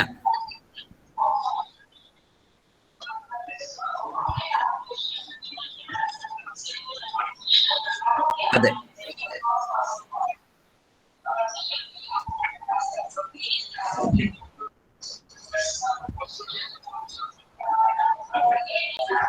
നമ്മളെ ഈ രോഗപ്രതിരോധ ശക്തി കൂട്ടുന്നതിന് ഒരു പ്രത്യേകമായ ഒരു മരുന്ന് ഇതുവരെ ഒരു സിസ്റ്റത്തിൽ ഉള്ളതായി സയന്റിഫിക്കലി പ്രൂവ് ചെയ്തിട്ടില്ല. ഒരുപാട് ആൾക്കാരെ ക്ലെയിം ചെയ്യുന്നു, ഒരുപാട് പ്രൊഡക്റ്റുകളൊക്കെ നമുക്ക് അവൈലബിൾ ആണ്, ഒരുപാട് നമ്മുടെ മൈക്രോ ന്യൂട്രിയൻസ് ഒക്കെ ചേർന്ന്, ഞാൻ ആദ്യം പറഞ്ഞല്ലോ ഈ മൈക്രോ ന്യൂട്രിയൻസ് ഒക്കെ അങ്ങനെ ഫുള്ളായിട്ട് ഇമ്മ്യൂണിറ്റി കൂട്ടുന്ന ഒരു ഇതായിട്ട് നമുക്ക് ഇതേവരെ മനസ്സിലായിട്ടില്ല. അപ്പൊ അങ്ങനെ വരുന്ന ഒരു സാഹചര്യത്തില് നമുക്ക് അങ്ങനെ സ്പെസിഫിക് ആയിട്ടൊരു മരുന്നില്ല. പക്ഷെ നമുക്കറിയാം ഫ്രൂട്ട്സ്, എല്ലാ തരം ഫ്രൂട്ട്സ്, നല്ല പോഷക സമൃദ്ധമായ ഫുഡ്, എസ്പെഷ്യലി ഏറ്റവും കുറച്ച് അഡൾട്രേഷൻ ചെയ്യാൻ പറ്റുന്ന മുട്ടയുടെ ഉപയോഗം, പാലിന്റെ ഉപയോഗം, ഇതെല്ലാം നമ്മുടെ നാച്ചുറൽ ഇമ്മ്യൂണിറ്റി കൂട്ടുന്ന ഭക്ഷണ പദാർത്ഥങ്ങളായിട്ടാണ് വെച്ചിരിക്കുന്നത്. പിന്നെ നമുക്ക് ഗുളികയായിട്ട് കഴിക്കാൻ വേണ്ടി ഇപ്പൊ നമ്മുടെ ചില സ്റ്റഡീസ് ഒക്കെ പറയുന്നത് വൈറ്റമിൻ ഡി നമ്മുടെ ശരീരത്തിൽ പൊതുവെ കുറവാണ്, കാരണം നമ്മളാരും വെയിൽ കൊള്ളുന്നില്ലല്ലോ. Vitamin D, vitamin A, vitamin C, ഈ 3 വൈറ്റമിൻസും നമ്മുടെ ശരീരത്തിലെ ഇമ്മ്യൂണിറ്റി കൂട്ടുന്നതിന് വളരെ സഹായകരമാണ്. അതിൽ വൈറ്റമിൻ സി മിക്കവാറും എല്ലാ ഫ്രൂട്ട്സിലും ഉണ്ട്, എസ്പെഷ്യലി ഈ നാരങ്ങ ഫ്രൂട്ട്സ്, അതായത് ചെറുനാരങ്ങ, ഓറഞ്ച് തുടങ്ങിയവയിലും മൊസാമ്പിയിലൊക്കെ നല്ല ഹൈ അളവിൽ നമുക്ക് ഈ വൈറ്റമിൻ സി ഉണ്ട് തന്നെ. അപ്പോൾ വൈറ്റമിൻ സിയും വൈറ്റമിൻ എയും പിന്നെ വൈറ്റമിൻ ഡിയും ഒക്കെ ചേർന്ന ഫുഡ് പദാർത്ഥങ്ങൾ, നന്നായിട്ട് ഫുഡ് കഴിക്കുക. അപ്പം നമ്മൾ എപ്പോഴും പറയില്ല കോവിഡ് രോഗികൾക്ക് നമ്മൾ നല്ല ഫുഡ് കൊടുക്കണം എന്ന്. എന്ത് ഫുഡ് വേണേലും കഴിക്കാം, അവർക്ക് അതിനകത്ത് ഇന്ന ഫുഡൊന്നൊന്നുമില്ല, എന്ത് ഫുഡ് വേണേലും കഴിക്കാം. നല്ല പോഷകാംശമുള്ള നോൺ വെജ് ഫുഡായി ഇഷ്ടമെങ്കിൽ നോൺ വെജ് ഫുഡ് തന്നെ കഴിക്കണം. മുട്ടയും പാലും ഒക്കെ അതിനകത്ത് നമുക്ക് ഭക്ഷണങ്ങളായിട്ട് നമ്മുടെ ഡൈജസ്റ്റീവ് ഇതനുസരിച്ച് നമുക്ക് ഉൾപ്പെടുത്താൻ പറ്റും. അപ്പോൾ ഒരു സ്പെസിഫിക് ആയിട്ട് ഇന്ന ഫ്രൂട്ട് കഴിച്ചാൽ അത് കൂടും എന്ന് പറയുന്ന, അല്ലെങ്കിൽ ഇന്ന ഫുഡ് കഴിച്ചാൽ ഇത് ഇമ്മ്യൂണിറ്റി കൂടും എന്ന് പറയാൻ പറ്റില്ല. മിക്സഡ് ആയിട്ടുള്ള എല്ലാ ഫുഡുകളും നമുക്ക് കഴിക്കാം. ഇതെല്ലാം നമ്മുടെ ശരീരത്തിന്റെ ഇമ്മ്യൂണിറ്റി കൂട്ടാൻ വളരെ ഉപകാരപ്രദമായ കാര്യങ്ങൾ. അതുപോലെ മെഡിസിൻ, ഈ മരുന്ന് കഴിച്ചാൽ ഇമ്മ്യൂണിറ്റി കൂടും എന്ന് പറയാൻ അങ്ങനെ ഒരു മെഡിസിനും ഇല്ല. പക്ഷെ വൈറ്റമിൻസും മിനറൽസും ഒക്കെ നമ്മുടെ ബോഡിയിലെ ഇമ്മ്യൂൺ സിസ്റ്റത്തെ മെയിൻറ്റെയിൻ ചെയ്യാനും ബൂസ്റ്റ് ചെയ്യാനും ഒക്കെ നല്ലതാണ്. അപ്പം അതുകൊണ്ടാണ് നമ്മൾ നല്ല ഫുഡ് കഴിക്കണം, പഴവർഗ്ഗങ്ങൾ കൂടുതൽ കഴിക്കണം, പാല് കുടിക്കണം, മുട്ട കഴിക്കണം എന്ന് നമ്മൾ പ്രൊമോട്ട് ചെയ്യുന്നു.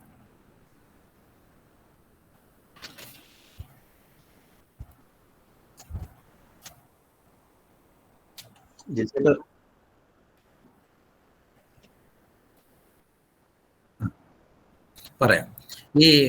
ഈ വൈറസ് നമ്മുടെ ശരീരത്തിൽ പ്രവേശിച്ചാൽ ആദ്യമൊക്കെ നമ്മൾ വിചാരിച്ചിരുന്നത് ഈ റെസ്പിറേറ്ററി സിംറ്റം, ശ്വാസം മുട്ട്, കിതപ്പ്, ചുമച്ചു തുക്കുമ്പോൾ ചോരമയൊക്കെ വരുമ്പോൾ ഇത് ന്യൂമോണിയ ആണ് ലങ്സിനെ ബാധിക്കുന്നതെന്നും ഈ ന്യൂമോണിയയിൽ നിന്നാണ് ഈ അപകടവും മരണവും ഒക്കെ വരുന്നതെന്ന് തുടക്കത്തിൽ നമ്മുടെ വിചാരം. അപ്പൊ അമേരിക്കയിലൊക്കെ പല ആയിരക്കണക്കിന് ആൾക്കാർ മരിച്ചു, അന്ന് നമ്മുടെ മോർട്ടാലിറ്റി വളരെ കുറവായിരുന്നു ആ ഒരു സാഹചര്യത്തിൽ. പക്ഷേ ഇറ്റലിയിൽ അവിടുത്തെ ഡോക്ടേഴ്സ് നടത്തിയ ഒരു പഠനം, അതായത് അവർ ഈ ന്യൂമോണിയ ബാധിച്ച് അവർ ന്യൂമോണിയ ട്രീറ്റ്മെന്റ് കൊടുത്തു, വെന്റിലേറ്റ് ചെയ്തിട്ടും അവർക്ക് മോർട്ടാലിറ്റി, അതായത് മരണസംഖ്യ കുറയ്ക്കാൻ പറ്റാതെ വന്നപ്പോൾ അവർ ആ പേഷ്യന്റിനെ അവരെ ഓട്ടോപ്സി, അതായത് പോസ്റ്റ്മോർട്ടം ചെയ്തിട്ട് ശാസ്ത്രീയമായ പരിശോധനകൾ ചെയ്തപ്പോൾ അവർ കണ്ടത് ന്യൂമോണിയയേക്കാൾ കൂടുതൽ ഈ പൾമണറി, അതായത് ലങ്സിലെ രക്തക്കുഴലിന്റെ അകത്ത് ബ്ലഡ് കട്ടയാകുക.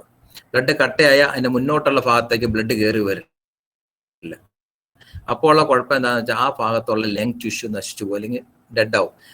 അങ്ങനെ മൈക്രോ ത്രോംബസ് എന്ന് വെച്ചാൽ ബ്ലഡ് കട്ടയായിരിക്കുന്ന കട്ട, ആ കട്ട വന്ന് ഈ രക്തക്കുഴലിൻ്റെ അകത്തെല്ലാം ബ്ലോക്ക് ആക്കിയിട്ട് ഒരു എൻ്റയർ ലെങ്ങിനകത്ത് എക്സ്റ്റൻസീവായിട്ട് ഡാമേജ് വരിക. അങ്ങനെ ഈ മൈക്രോ ത്രോംബസ്, അതായത് ഈ രക്തം കട്ട പിടിക്കുന്ന പാർട്ടിക്കിൾസ് വന്ന് ബ്ലോക്ക് ആക്കി ഉണ്ടാക്കിയ പ്രശ്നങ്ങളെ തുടർന്നാണ് ഈ ലെങ്ങിനകത്ത് കാണുന്ന ലീഷൻ എന്ന് അവർ കണ്ടുപിടിച്ചു. അതിനുശേഷം നടത്തിയ പഠനങ്ങൾ അത് ശരിവെച്ചു. അപ്പൊ അങ്ങനെ ഈ രക്തക്കുഴലിനകത്ത് രക്തം കട്ട പിടിക്കുന്ന ഒരു ചേഞ്ച് അല്ലെങ്കിൽ ഒരു പ്രതിഭാസം നമ്മുടെ ഈ രോഗം ഉണ്ടാക്കുന്നു എന്ന് കണ്ടു. അതുകൊണ്ടാണ് പിന്നീട് വന്ന അവസരങ്ങളിൽ രക്തം കട്ട പിടിക്കാതിരിക്കാനുള്ള മരുന്ന് നമ്മൾ കാറ്റഗറി 2B മുതലുള്ള രോഗികൾക്കെല്ലാം കൊടുക്കാൻ തുടങ്ങി.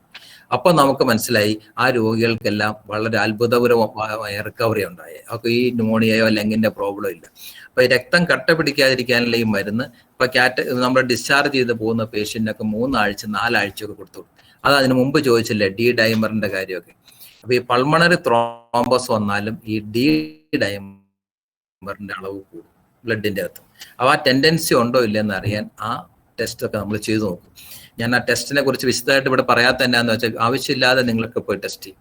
അപ്പോൾ അതുകൊണ്ട് ടെസ്റ്റും ട്രീറ്റ്മെന്റും ഇങ്ങനെ പറയരുത് എന്നുള്ളതാണ് പോളിസി. അപ്പോൾ ട്രീറ്റ്മെന്റ് എന്താണെന്നും അത് ബ്രോഡായിട്ടേ പറയാവുള്ളൂ. അപ്പോൾ ഞാൻ അത് നിങ്ങൾക്ക് അത് ആവശ്യമില്ല. അപ്പോൾ ഞാൻ പറഞ്ഞു വന്നത്, ഈ ബ്ലഡ് കട്ടയാകുന്നത് അത് ലങ്സിലാണ് ഏറ്റവും കൂടുതലായിട്ട് കണ്ടത്. ആ രക്തം കട്ടയായിട്ടുണ്ടായ ചേഞ്ചസ് ആണ് അവിടെ വലിയ ന്യൂമോണിയ പോലെ നമുക്ക് തോന്നിയത്. ആ കട്ടയാകല് പ്രിവെന്റ് ചെയ്യാൻ വേണ്ടിയുള്ള ട്രീറ്റ്മെന്റ് ആണ് നമ്മൾ രക്തം കട്ടയാകാതിരിക്കാനുള്ള ഇഞ്ചക്ഷൻ ഹെപ്പാരിനും ലോ മോളിക്കുലർ വെയിറ്റ് ഹെപ്പാരിനും ഫ്രോണ്ടപ്പാരിനും അല്ലെങ്കിൽ റിവറോക്സാബിനും അങ്ങനെയൊക്കെയുള്ള ഡാബി ഗാട്ടിനൊക്കെ പോലെയുള്ള ഗുളികകൾ. ആ മരുന്നുകൾ കൊടുത്തോടുകൂടി ഈ ഇത്തരം പ്രതിഭാസം, ഈ ലങ്ങിനെ അഫക്റ്റ് ചെയ്യുന്ന പ്രതിഭാസം അല്ലെങ്കിൽ ബ്ലഡ് കട്ടയാകുന്ന പ്രതിഭാസം വല്ലാതെ കുറഞ്ഞു. ഈ സെയിം ബ്ലഡ് കട്ടയാകല് മറ്റ് രക്തക്കുഴലിലും വരാം. അതാണ് ഹാർട്ടിന്റെ, അതുകൊണ്ടാണ് കോവിഡ് വന്നവർക്ക് ഹാർട്ട് ഡിസീസ് ഉണ്ടാകാനുള്ള ചാൻസ് കൂടുതലാണ് എന്ന് ഇപ്പോൾ ഒരു സ്റ്റഡി വന്നത്. അപ്പോൾ ആ ഹാർട്ടിന്റെ രക്തക്കുഴലിൽ ഇതുപോലെ രക്തം കട്ടയായിട്ട് ബ്ലോക്ക് ഉണ്ടാകും. അത് ത്രോംബസ് ആണ് ബ്ലോക്ക് ഉണ്ടാക്കുക, പ്ലഗ് അല്ല. ആ ത്രോംബസ് വന്ന് ഹാർട്ടിന്റെ രക്തക്കുഴലുകൾ, ചിലപ്പോൾ കയ്യിലേക്കുള്ളത്, ചിലപ്പോൾ നമ്മുടെ കിഡ്നിയിലേക്കുള്ള രക്തക്കുഴലിൻ്റെ അകത്തൊക്കെ ചെറിയ മൈക്രോ ത്രോംബസ് എന്ന് പറയുന്ന രക്തം കട്ടയായ ആ പാർട്ടിക്കിൾ വന്ന് നമുക്ക് പ്രശ്നങ്ങളുണ്ടാക്കും. അതാണ് ഈ രക്തം കട്ടയാകുന്ന സംഭവം. ഇത് ഇറ്റലിയിലാണ് അവരത് ആദ്യമായിട്ട് അവർ നടത്തിയ ആ പോസ്റ്റ്മോർട്ടം കൊണ്ടാണ് നമുക്കത് മനസ്സിലായത്. അതിനുശേഷം ആ ട്രീറ്റ്മെന്റിൽ വലിയ വ്യത്യാസം. ഇപ്പം നമുക്ക് മോർട്ടാലിറ്റി എല്ലാ രാജ്യങ്ങളിലും നന്നായി കുറഞ്ഞു. അവരാണത് ആദ്യമായിട്ട് ലോകത്തിന്റെ മുമ്പിൽ ഇതാണ് എൻ്റെ കാരണം എന്ന് അവതരിപ്പിച്ചത്. പിന്നീട് അമേരിക്കയിലും റഷ്യയിലും ചൈനയൊക്കെ നടത്തിയിട്ടത് കൺഫേം ചെയ്തു. നമ്മുടെ എവിടെയും പോസ്റ്റ്മോർട്ടത്തിൻ്റെ അകത്ത് നമുക്കും അത് കിട്ടി. അപ്പൊ അങ്ങനെ നമ്മളത് പ്രൂവ് ചെയ്തു. അതാണ് ഈ രക്തം കട്ടയാകുന്നത്. അതുകൊണ്ടാണ് രക്തം കട്ടയാകാതിരിക്കാനുള്ള മരുന്ന് ഡിസ്ചാർജ് ചെയ്താലും നമ്മൾ 2 ആഴ്ച 3 ആഴ്ച 4 ആഴ്ച depending upon the stage of the patient നമ്മൾ കൊടുക്കുന്നു. അത് കഴിക്കണം. അതിലിപ്പോൾ ഒരു ഡിസ്ചാർജ് മെഡിസിൻ്റെ അകത്തൊരു മസ്റ്റ് ആക്കിയിട്ടുണ്ട്. ആ ചോദ്യം ചോദിച്ചത് നന്നായി, ഇത് പറയാൻ പറ്റിയ വിട്ടുപോയതാ പറയാം. അപ്പൊ അതുകൊണ്ട് ന്യൂമോണിയ എന്നുള്ളത് ഇത് ഇങ്ങനെയാണ് അതിന്റെ ആ ഒരു ഡെവലപ്മെന്റിന്റെ സ്റ്റേജ്.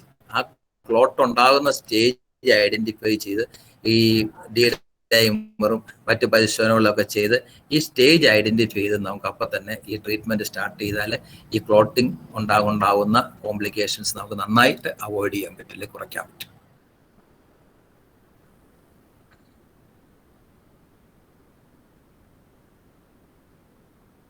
അതുപോലെ ഒരു ചോദ്യം കൂടി. കമിഴ്ന്നും ഒരു അഡ്വൈസ് ഉണ്ട്. കമിഴ്ന്ന് കിടക്കണം, പ്രോൺ പൊസിഷനിൽ കിടക്കുക, കമിഴ്ന്ന് കിടന്നു പറഞ്ഞ എന്നൊക്കെ പറയുന്നു. അത് കണ്ടിന്യൂ ചെയ്ത് പോവുക എന്നൊരു അഡ്വൈസ് പറയുന്നുണ്ട്. അത് നല്ല എങ്ങനെയല്ല, നമ്മളെ കമന്ന് കിടന്നിട്ട് ശ്വാസം എടുക്കുമ്പോൾ ശ്വാസം ഇൻസ്പിറേറ്ററി ഡ്രൈവ് കൂടുന്നുണ്ട് നമുക്ക്. അതുകൊണ്ടാണ് നമ്മൾ കമന്ന് കടന്നിട്ട് തലോണ വെച്ച് തലോണയുടെ നെഞ്ച് ഭാഗത്തിന്റെ അടിയിൽ ഒരു തലോണ വെച്ചിട്ട് നമ്മൾ കമന്ന് ഇങ്ങനെ കിടക്കുക. അപ്പൊ തല അല്പം താഴേക്ക് വരും. എന്നിട്ട് നമ്മൾ ശ്വാസം നീട്ടി വലിച്ചാൽ നമ്മുടെ ഓക്സിജൻ ലെവല് ബ്ലഡിന്റെ അകത്ത് കൂടും. കാരണം മോർ എയർ അങ്ങോട്ട് കയറിയിട്ട് നമ്മുടെ മോർ വെന്റിലേഷൻ നടന്നിട്ട് വെന്റിലേഷൻ പെർഫ്യൂഷൻ നടന്നിട്ട് നമ്മുടെ ബോഡിയിലുള്ള ഓക്സിജന്റെ അളവ്, ബ്ലഡിലുള്ള ഓക്സിജന്റെ അളവ് കൂടാനാണ് സാധിക്കും. അത് ചിലപ്പോൾ നമ്മൾ ആശുപത്രിയിൽ കിടക്കുന്ന പേഷ്യന്റ് സാച്ചുറേഷൻ നമ്മൾ കുറഞ്ഞു കഴിഞ്ഞാൽ പെട്ടെന്ന് നമ്മൾ ഡെക്സോൺ ഒരു സ്റ്റിറോയിഡ് ഇഞ്ചക്ഷൻ കൊടുത്തിട്ട് നമ്മൾ കിട്ടും. ഇപ്പം ഡെക്സോപ്രോൺ എന്നൊക്കെ പറഞ്ഞ് 1-2 പൊസിഷൻസ് ഒക്കെ ഉണ്ട്. എന്തായാലും നമുക്ക് കമന്ന് കടന്ന ശേഷം ശ്വാസം വലിച്ചു കഴിയുമ്പോൾ ഓക്സിജന്റെ ലെവൽ ബ്ലഡിൽ കൂടും.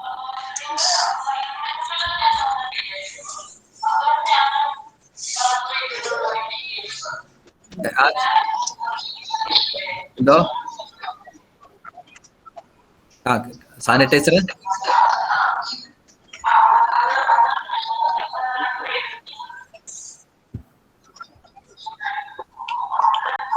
നമ്മളെ ആൽക്കഹോള് ഒരു ന്യൂട്രൽ സാധനം, നമ്മൾ ഉള്ളിൽ കഴിക്കുന്ന ഒരു സാധനമാണ്.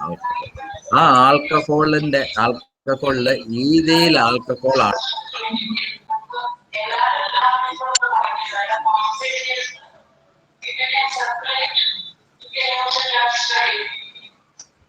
അജിത്തിന്റെ മൈക്കൊന്ന് മ്യൂട്ട് ചെയ്തേ. അപ്പൊ സാനിറ്റൈസർ നമ്മൾ ഈതയിൽ ആൽക്കഹോളാണ്, അല്ലെങ്കിൽ ഐസോപ്രോപ്പൈൽ ആൽക്കഹോളാണ്. ഇത് നമ്മൾ ഉപയോഗിക്കുമ്പോൾ ഈ 2 ആൽക്കഹോളും നമ്മുടെ ശരീരത്തിലെ ഏറ്റവും സൂപ്പർഫിഷ്യൽ ലെയറായ എപ്പിഡെർമിസിനെ പെനിട്രേറ്റ് ചെയ്യത്തില്ല. 1.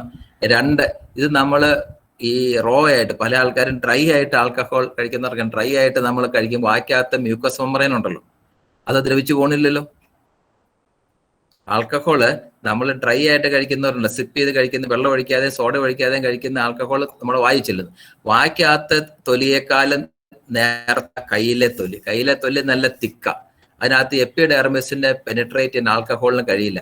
അതുകൊണ്ട് ആൽക്കഹോള് നമ്മൾ കഴിക്കുന്ന അതേ ആൽക്കഹോൾ തന്നെ അതിനകത്ത് വേറെ സാധനങ്ങൾ ചേർത്തിട്ടുണ്ട്. ഇത് നമ്മൾ കുടിക്കാൻ ഉപയോഗിക്കാതിരിക്കാൻ വേണ്ടി ആ ചേർത്തിരിക്കുന്ന സാധനങ്ങളോട് ചേർത്താലും നമ്മുടെ കയ്യിൽ യാതൊരുവിധ ഇറിറ്റേഷനും ആൽക്കഹോൾ, പ്യുവർ ഈഥൈൽ ആൽക്കഹോൾ അല്ലെങ്കിൽ പ്രൊപ്പൈൽ ആൽക്കഹോൾ ഉള്ള ഹാൻഡ് സാനിറ്റൈസർ ഒരു കുഴപ്പമുണ്ടാക്കില്ല. പക്ഷേ ചില സാനിറ്റൈസറിൻ്റെ അകത്തൊക്കെ ഒരുപാട് വേറെ സാധനങ്ങളൊക്കെ ആഡ് ചെയ്ത് വരുന്നു.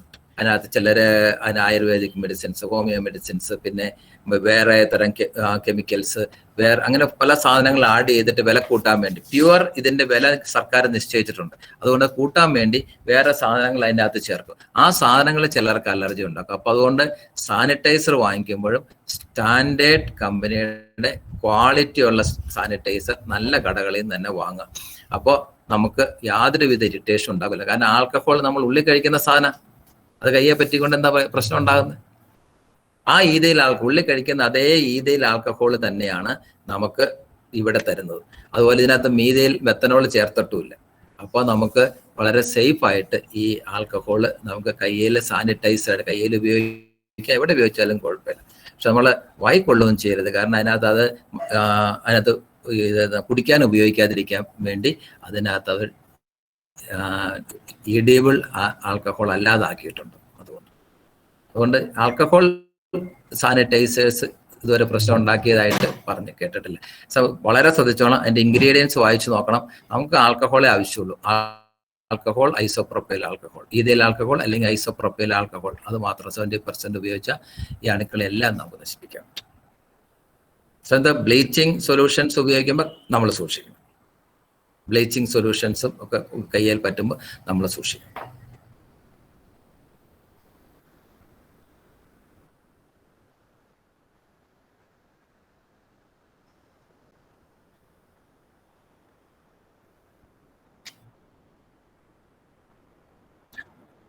ഞാൻ രണ്ട് ഇതായിട്ട് പറയാം. ഇത് ആൾക്കാർ ചോദിക്കും, ആൽക്കഹോൾ തൊണ്ടയിൽ ഗാർഗിള് ചെയ്താൽ പോരെ, അണുക്കളൊക്കെ തൊണ്ടയിലിരിക്കുന്നത് നശിച്ചു പോകില്ലേ എന്ന്.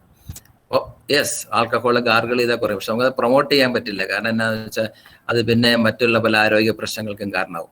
പിന്നെ ആൽക്കഹോൾ കഴിച്ചതുകൊണ്ട് ഈ രോഗം വരാതിരിക്കുകയുമില്ല. ആൽക്കഹോൾ കഴിക്കുന്ന വലിയ ക്രോണിക് ആയിട്ടുള്ള ആൾക്കാർക്ക് ഇമ്മ്യൂണിറ്റി കുറവായിരിക്കും. പിന്നെ ആൽക്കഹോൾ മിതമായിട്ട് ഉപയോഗിക്കുന്നവർക്കും കോവിഡ് വന്നിട്ടുണ്ട്. അപ്പോൾ കോവിഡ് പ്രിവെന്റ് ചെയ്യാൻ ഇതിന് യാതൊരുവിധ മറ്റ് എഫക്റ്റുകളും ഉള്ളതായിട്ട് ഇതുവരെ ശാസ്ത്രീയമായി തെളിയിച്ചിട്ടില്ല. പിന്നെ അടുത്ത ചോദ്യം എന്താണെന്ന് വെച്ചാൽ ആൽക്കഹോൾ കഴിക്കാവോന്ന്. കോവിഡ് കഴിഞ്ഞാൽ ഒരു ചെറിയ തോതിലൊക്കെ 2 ആഴ്ചയൊക്കെ കഴിഞ്ഞാൽ ആൽക്കഹോളൊക്കെ കഴിക്കാന്നുള്ളതിനകത്ത് ഇവര് തെറ്റില്ല എന്നാണ് തോന്നുന്നത്. അതിനെ കഴിക്കരുതെന്നുള്ളതിന്റെ സ്റ്റഡീസ് ഒന്നുമില്ല. പക്ഷെ നമുക്ക് എന്തെങ്കിലും ലിവറോ കിഡ്നിയോ അല്ലെങ്കിൽ പോസ്റ്റ് കോവിഡ് പ്രശ്നങ്ങളോ ഉണ്ടെങ്കിൽ നമ്മൾ ഡോക്ടറുടെ ഒരു ഉപദേശം തേടിയ ശേഷം മാത്രമേ ആൽക്കഹോൾ കഴിക്കാവൂ. അതർവൈസ് വേറെ കുഴപ്പങ്ങളില്ല. പിന്നെ ഈ ചിലർ പറയുന്ന പോലെ ആൽക്കഹോൾ കഴിച്ചാൽ വരില്ല എന്നുള്ളതിനോട് എനിക്ക് യോജിപ്പില്ല.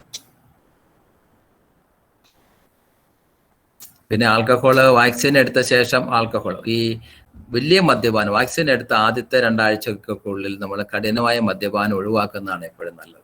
കാരണം ഈ ബിഞ്ച് ഡ്രിങ്കിങ്, അതായത് ഒറ്റയടിക്ക് നന്നായിട്ട് കുടിക്കുന്ന ആൾക്കാരുണ്ട്. അങ്ങനെയുള്ള ആൽക്കഹോൾ കഴിക്കുന്ന നമ്മുടെ ഇമ്മ്യൂൺ സിസ്റ്റം ഡെവലപ്മെന്റിനെ ഡിലേ ചെയ്യിക്കും അല്ലെങ്കിൽ തടസ്സപ്പെടുത്തുമെന്ന് പഠനങ്ങൾ തെളിയിച്ചിട്ടുണ്ട്. അപ്പോൾ അതുകൊണ്ട് ഹെവി ബൗട്ട് ഓഫ് ആൽക്കഹോൾ നമ്മൾ അവോയ്ഡ് ചെയ്യുക കുറച്ച് ദിവസത്തേക്ക് വാക്സിൻ എടുത്താലും എന്നാണ് ഈ വാക്സിൻ അഡ്വൈസസ് പറയുന്നത്.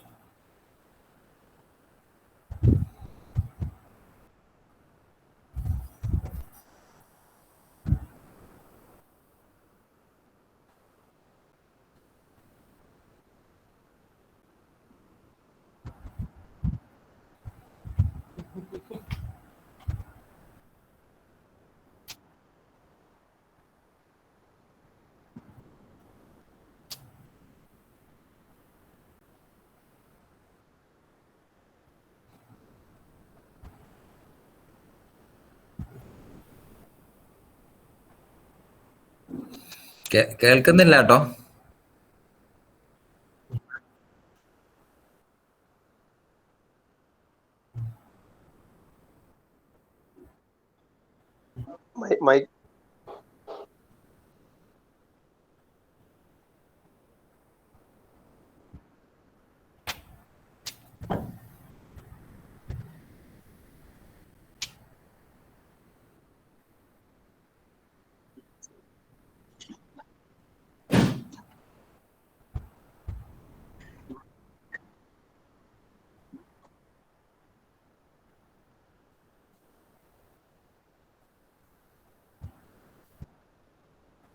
അത് മ്യൂട്ട് ചെയ്തിരിക്കുക, കേൾക്കത്തില്ല.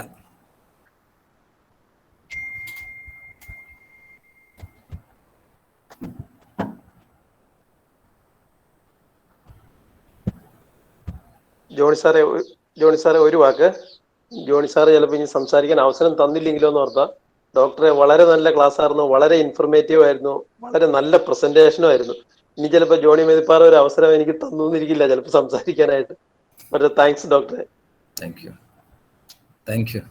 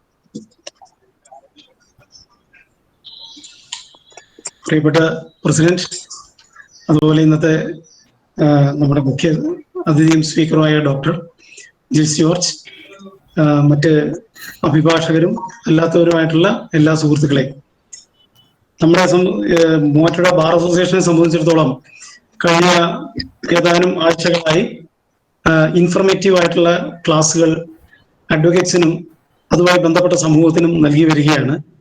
ലീഗൽ എക്സ്പേർട്സ് അവരുടെ അറിവുകൾ ഞങ്ങൾക്ക് പറഞ്ഞു തന്നുകൊണ്ടിരുന്നു. വളരെ പ്രയോജനകരമായിരുന്നു. അപ്പോൾ ഇന്നിപ്പോ നമ്മുടെ ഹെൽത്ത് സംബന്ധമായ വിഷയം നമ്മുടെ ജീവിതത്തിന്റെ മുമ്പിൽ ഏറ്റവും വലിയ ചോദ്യചിഹ്നമായിട്ട് നിൽക്കുന്ന ഒരു സംഭവമാണ്. നമ്മുടെ പ്രൊഫഷൻ പോലെ തന്നെ നമ്മുടെ ജീവന്റെ നിലനിൽപ്പിന്റെ കാര്യവും അത് സംബന്ധിച്ച് അതിനെക്കുറിച്ച് നല്ല വ്യക്തമായ അറിവുള്ള, പരിജ്ഞാനമുള്ള, എക്സ്പീരിയൻസ്ഡ് ആയിട്ടുള്ള ഡോക്ടർ വളരെ ലളിതമായ ഭാഷയിൽ, എല്ലാവർക്കും മനസ്സിലാവുന്ന ഭാഷയിൽ നന്നായിട്ട് അത് എക്സ്പ്ലെയിൻ ചെയ്തു തന്നു. അത് വളരെയധികം സന്തോഷമുണ്ട്. പ്രത്യേകിച്ചും ഞാൻ ഇതിൻ്റെ അകത്ത് ഒരു ഏറ്റവും എക്സ്പീരിയൻസ്ഡ് ആയിട്ടുള്ള ഒരു വ്യക്തി, COVID-19 റീസണിൽ പ്രത്യേകിച്ച് യാതൊരു സിംറ്റം ഒന്നും കാണിക്കാതെ ഒരു ഓക്സിജൻ ലെവല് താഴേക്ക് പോയി ഒരു 70-ലൊക്കെ എത്തി. അതിൽ നിന്നും 70 അതിനും താഴെ പോയി എന്നാണ് പറയുന്നത്. എനിവേ അതിൽ നിന്നൊക്കെ ഞാൻ രക്ഷപ്പെട്ട് റിക്കവർ ചെയ്ത് ഇപ്പൊ ഒരു 10-20 ദിവസമായുള്ളൂ. വളരെ ബെറ്റർ ആയിട്ട് വരുന്നു. കറക്റ്റായിട്ടുള്ള രീതിയിൽ മെഡിസിൻസ് കഴിച്ചു പോകുന്നു, കറക്റ്റായിട്ടുള്ള ഇൻസ്ട്രക്ഷൻസ് നടത്തി പോകുന്നു, കറക്റ്റായിട്ടുള്ള ലാബ് ടെസ്റ്റുകളും നടത്തി പോകുന്നു. അതെല്ലാം നടത്തി പോയാലേ മുന്നോട്ട് ജീവിച്ചു പോകാൻ പറ്റുള്ളൂ എന്നുള്ളത് ബോധ്യപ്പെട്ടു. എസ്പെഷ്യലി ഇപ്പൊ ഡോക്ടറുടെ ക്ലാസ് കഴിഞ്ഞോടുകൂടി എനിക്ക് എന്നെ ട്രീറ്റ് ചെയ്ത ഡോക്ടർമാർ എന്നോട് പറഞ്ഞതൊക്കെ ഒരു ലിമിറ്റഡ് ഇതിലാണ് പറഞ്ഞിരിക്കുന്നത്. പക്ഷെ ഡോക്ടറുടെ വിവരണങ്ങൾ കേട്ടപ്പോഴാണ് എനിക്ക് ശരിക്കും അതിന്റെ ഒരു നല്ലൊരു പരിജ്ഞാനം ഉണ്ടായത്. എനിക്കെന്നല്ല, ഇവിടെ ഇരിക്കുന്ന എല്ലാവർക്കും അതിനെക്കുറിച്ചൊരു നല്ല ജ്ഞാനം ഉണ്ടാവും. അപ്പൊ നമ്മൾ എത്രമാത്രം ഹൈജീനിക്കായി ക്ലീൻ ആയിട്ട് പോകണം എന്നൊക്കെയുള്ള കാര്യങ്ങളിൽ നമ്മൾ വളരെ കൃത്യമായിട്ട് പോകേണ്ടതാണ്. ഇനിയുള്ള കാലമാണെങ്കിലും കോവിഡ് കുറഞ്ഞു എന്ന് കരുതി നമ്മൾ ഒരു അശ്രദ്ധാലുക്കളായി പോകാൻ പാടില്ല. നമ്മൾ ഏറ്റവും മോസ്റ്റ് കെയർഫുൾ ആയിട്ട് പോകേണ്ടതാണ്. നമ്മുടെ മുമ്പിൽ വരുന്ന ഓരോ കക്ഷിയും നമ്മളൊരു സംശയ ദൃഷ്ടിയോടുകൂടി തന്നെ നോക്കണം. ഇയാൾ ഒരു കോവിഡ് ബാധിതനായിട്ട് വന്നിരിക്കുന്നതാണെന്നുള്ള ചിന്തയോടുകൂടി തന്നെ നമ്മൾ ഡീൽ ചെയ്യണം. അത്രമാത്രം അതിൻ്റെ അകത്ത് ഡിസ്റ്റൻസും കീപ്പ് ചെയ്ത് നമ്മൾ നമ്മുടേതായ പ്രൊട്ടക്ഷൻസും കീപ്പ് ചെയ്ത് പോകണം എന്നുള്ളൊരു അഭിപ്രായം കൂടി ഞാൻ ഈ അവസരത്തിൽ പറയുകയാണ്. കാരണം ഇതില് അങ്ങനെ ഒരു ട്രീറ്റ്മെന്റിലേക്ക് ആരും പോകാതിരിക്കട്ടെ എന്ന് എല്ലാ ദിവസവും പ്രാർത്ഥിക്കുന്നു. ആർക്കും അങ്ങനെയൊന്നും സംഭവിക്കാതിരിക്കട്ടെ, നമ്മുടെ കൂട്ടത്തിലും അറിവിലുള്ള ആർക്കും ഇത് സംഭവിക്കാതിരിക്കട്ടെ എന്ന് മനസ്സറിഞ്ഞ് നമ്മൾ എല്ലാവർക്കും വേണ്ടി പ്രാർത്ഥിക്കുന്നുണ്ട്. എന്നിരുന്നാലും ഇന്ന് ഡോക്ടറുടെ ഞങ്ങൾക്ക് തന്ന അറിവ് വളരെ ഉപകാരമാണ്. ഇത് ശരിക്കും പറഞ്ഞാൽ 1 മാസം അല്ലെങ്കിൽ 2 മാസം കൂടുമ്പോൾ ഡോക്ടറുടെ ഈ ഒരു ക്ലാസ് അപ്ഡേറ്റ് ചെയ്ത് പോകുന്നത് വളരെ നല്ലതാണെന്ന് തോന്നുന്നു. കാരണം മെഡിക്കൽ സയൻസിൽ ഇതിന്റെ മാറ്റങ്ങൾ ഒത്തിരി വരുന്നുണ്ട്. അതൊക്കെ നമുക്കൊന്ന് അറിഞ്ഞു പോകുന്നത് നല്ലതാണ്. ഏതായാലും ഡോക്ടർ ഇത്രയും സമയം 2 മണിക്കൂറോളം ഇത് മൂവാറ്റുപുഴ ബാർ അസോസിയേഷന് വേണ്ടി സ്പെൻഡ് ചെയ്തതിൽ വളരെയധികം നന്ദിയുണ്ട്. ഡോക്ടറോടും ഡോക്ടറുടെ ഫാമിലിയോടും എല്ലാവരോടും ഞങ്ങൾ വളരെയധികം കടപ്പെട്ടിരിക്കുന്നു. ഇനിയും ഇതുപോലുള്ള നല്ലൊരു വിജ്ഞാനം ഞങ്ങൾക്ക് പകർന്നു തരാനുള്ള അവസരങ്ങൾ ഉണ്ടാകട്ടെ എന്ന് പറയുന്നു. ഇതിനുവേണ്ടി പ്രയത്നിച്ച നമ്മുടെ ബാർ അസോസിയേഷൻ പ്രസിഡന്റ്, സെക്രട്ടറി, മറ്റ് ഉള്ള എല്ലാ കമ്മിറ്റി അംഗങ്ങൾക്കും, അതുപോലെ ഇന്നിവിടെ ഇതിനു വേണ്ടി വളരെ ഇതായിട്ട് വന്ന് അറ്റൻഡ് ചെയ്ത 50ഓളം പേരുണ്ട്. സാധാരണ 100 പേര് വരുന്നതാണ്.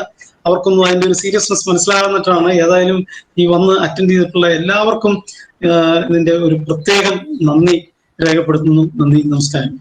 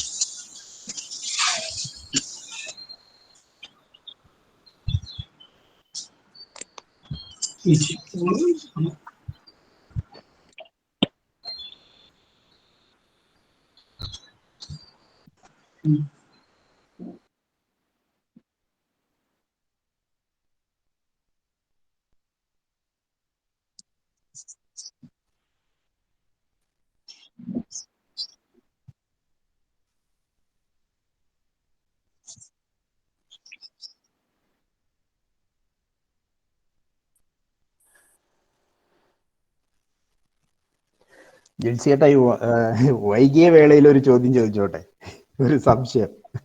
അതായത് ഈ ചെറുപ്പക്കാരെല്ലാം പലരും ഈ മരിച്ചു പോകുന്നത് ശരിക്കും പറഞ്ഞു കഴിഞ്ഞാൽ ഈ ബ്ലഡ് ക്ലോട്ടിങ് ഉണ്ടാവുന്നതുകൊണ്ടാണോ? അതാണോ അതിന്റെ കാരണം? നല്ല ആരോഗ്യമുള്ള പല ആളുകളും പെട്ടെന്ന് മരിച്ചു പോകുന്നതൊക്കെയാണ് കോവിഡിനൊക്കെ ശേഷം.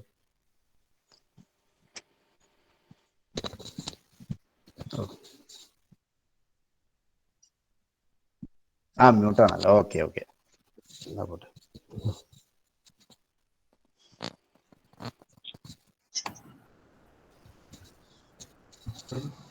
ഹലോ. അതെ, ഹലോ, കേൾക്കാവോ? ഇപ്പൊ കേൾക്കാം. ഞാൻ ചോദിച്ചു കേട്ടായിരുന്നു. ചോദിച്ചത് കേട്ടോ. അപ്പൊ ഇപ്പൊ ഉണ്ടാകുന്ന ഒരു പ്രശ്നങ്ങളെല്ലാം ഈ ത്രോംബസിനെ റിലേറ്റ് ചെയ്ത് വന്നിട്ടാണ് ഇപ്പൊ ഈ പ്രശ്നങ്ങൾ ഉണ്ടാകുന്നത്.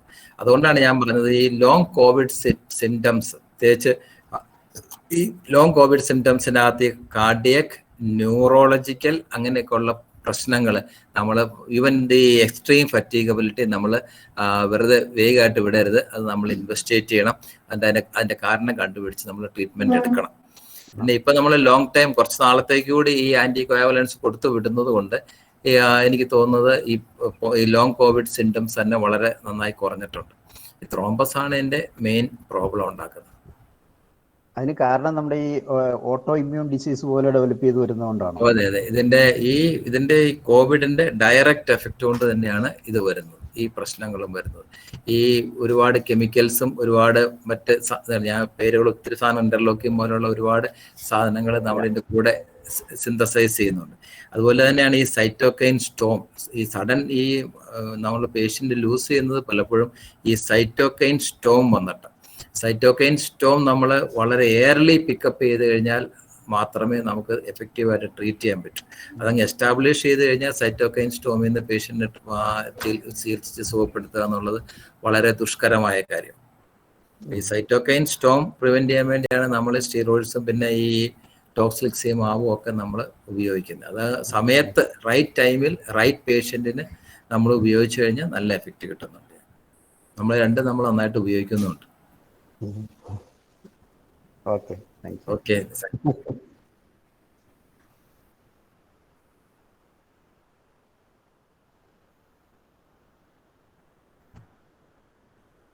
അതെ, നമ്മൾ ആ സിംറ്റം നെഗ്ലക്ട് ചെയ്യുന്നു. മൂക്കിക്കൂടെ നമ്മൾ ഈ മൂക്കടപ്പ്, മൂക്കിക്കൂടെ സെക്രീഷൻസ് വരിക, അല്ലെങ്കിൽ മൂക്കിൽ നിന്ന് ഒരു ചെറിയ ബ്രൗൺ നിറത്തിൽ ഇത് വരിക, അല്ലെങ്കിൽ മൂക്കിൽ നിന്ന് ചോര വരികയൊക്കെ ചെയ്താൽ നമ്മൾ ആദ്യമേ ഓടിപ്പോയിട്ട് ഏതെങ്കിലും ആശുപത്രി പോയിട്ട് മൂക്കടപ്പിന് ഒരു മരുന്ന് തരാൻ പറയും. Counter purchase of medicines. നമ്മൾ ആരെയും കാണുകയോ ഇൻവെസ്റ്റിഗേറ്റ് ചെയ്യില്ല. എസ്പെഷ്യലി ഈ ഹൈ റിസ്ക്, ഈ ഹൈ മോർബിഡിറ്റി ഉള്ള ആളുകളെങ്കിലും നമ്മൾ ഇങ്ങനെയുള്ള സിംറ്റംസ് നെഗ്ലക്റ്റ് ചെയ്യാതെ നമ്മൾ ഡോക്ടറെ കാണണം. അപ്പോൾ ഈ സ്വയം ചികിത്സ ഈ ഇങ്ങനെയുള്ള രോഗങ്ങൾക്കും ഇങ്ങനെയുള്ള അവസ്ഥയിൽ കഴിയുന്നത്രയും ഒഴിവാക്കണം. അത് ആദ്യം പോലെ ഞാൻ പറഞ്ഞത്, ഈ സിംറ്റംസ് നമ്മൾ അല്ലെങ്കിൽ ഈ സൈൻസ് നമ്മൾ ഒരിക്കലും നെഗ്ലക്റ്റ് ചെയ്യരുത്. നല്ല ശക്തി, ഇപ്പോൾ കോവിഡ് വന്ന ഒരാൾക്ക് അല്ലെങ്കിൽ ഡയബറ്റീസ് നന്നായിട്ടുള്ള ഒരാൾക്ക് നല്ല ശക്തിയായ തലവേദന, മൂക്കിൽ നിന്ന് ബ്ലഡ് വരുന്നു, അല്ലെങ്കിൽ ബ്ലാക്ക് കളറുള്ള സെക്രീഷൻ വരുന്നു, അല്ലെങ്കിൽ കണ്ണ് നല്ല റെഡൻ്റായിട്ട്, ചെങ്കണ്ണുണ്ടാകുന്ന മാതിരി റെഡൻ്റായിട്ട് വരുന്നു, കണ്ണിൻ്റെ ചുറ്റും നീര് കിട്ടുന്നു, കൺപോളകൾക്ക് വീക്കം വരുന്നു. അങ്ങനെയൊക്കെയുള്ള അവസരത്തിൽ എന്തെങ്കിലും ഒരു തുള്ളി മരുന്ന് കണ്ണിൽ ഒഴിക്കാൻ പോയി ഒഴിച്ചുകൊണ്ട് നമ്മൾ ഇരിക്കരുത്. You should go and consult a doctor.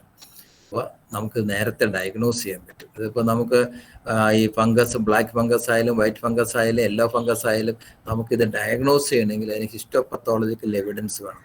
അതിനകത്ത് ടിഷ്യൂ എടുത്ത് നമ്മൾ അതിനെ പരിശോധിച്ചാൽ മാത്രമേ ഇതെന്താണെന്ന് അറിയാൻ പറ്റൂ. ഇതെന്താണെന്ന് അറിഞ്ഞാൽ മാത്രമേ നമുക്ക് ട്രീറ്റ്മെൻറ്റ് ഇനിഷ്യേറ്റ് ചെയ്യാൻ പറ്റൂ. അതുകൊണ്ട് നമ്മൾ സ്വയം ചികിത്സ കഴിയുന്നത്രയും ഈ അവസരത്തിൽ ഒഴിവാക്കണം.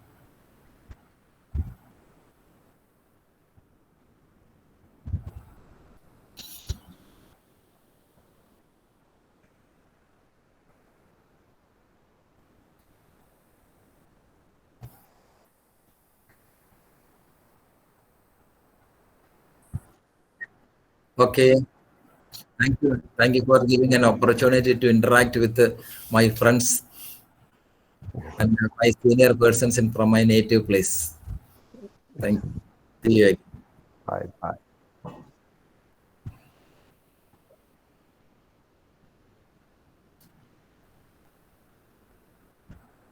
Thank you.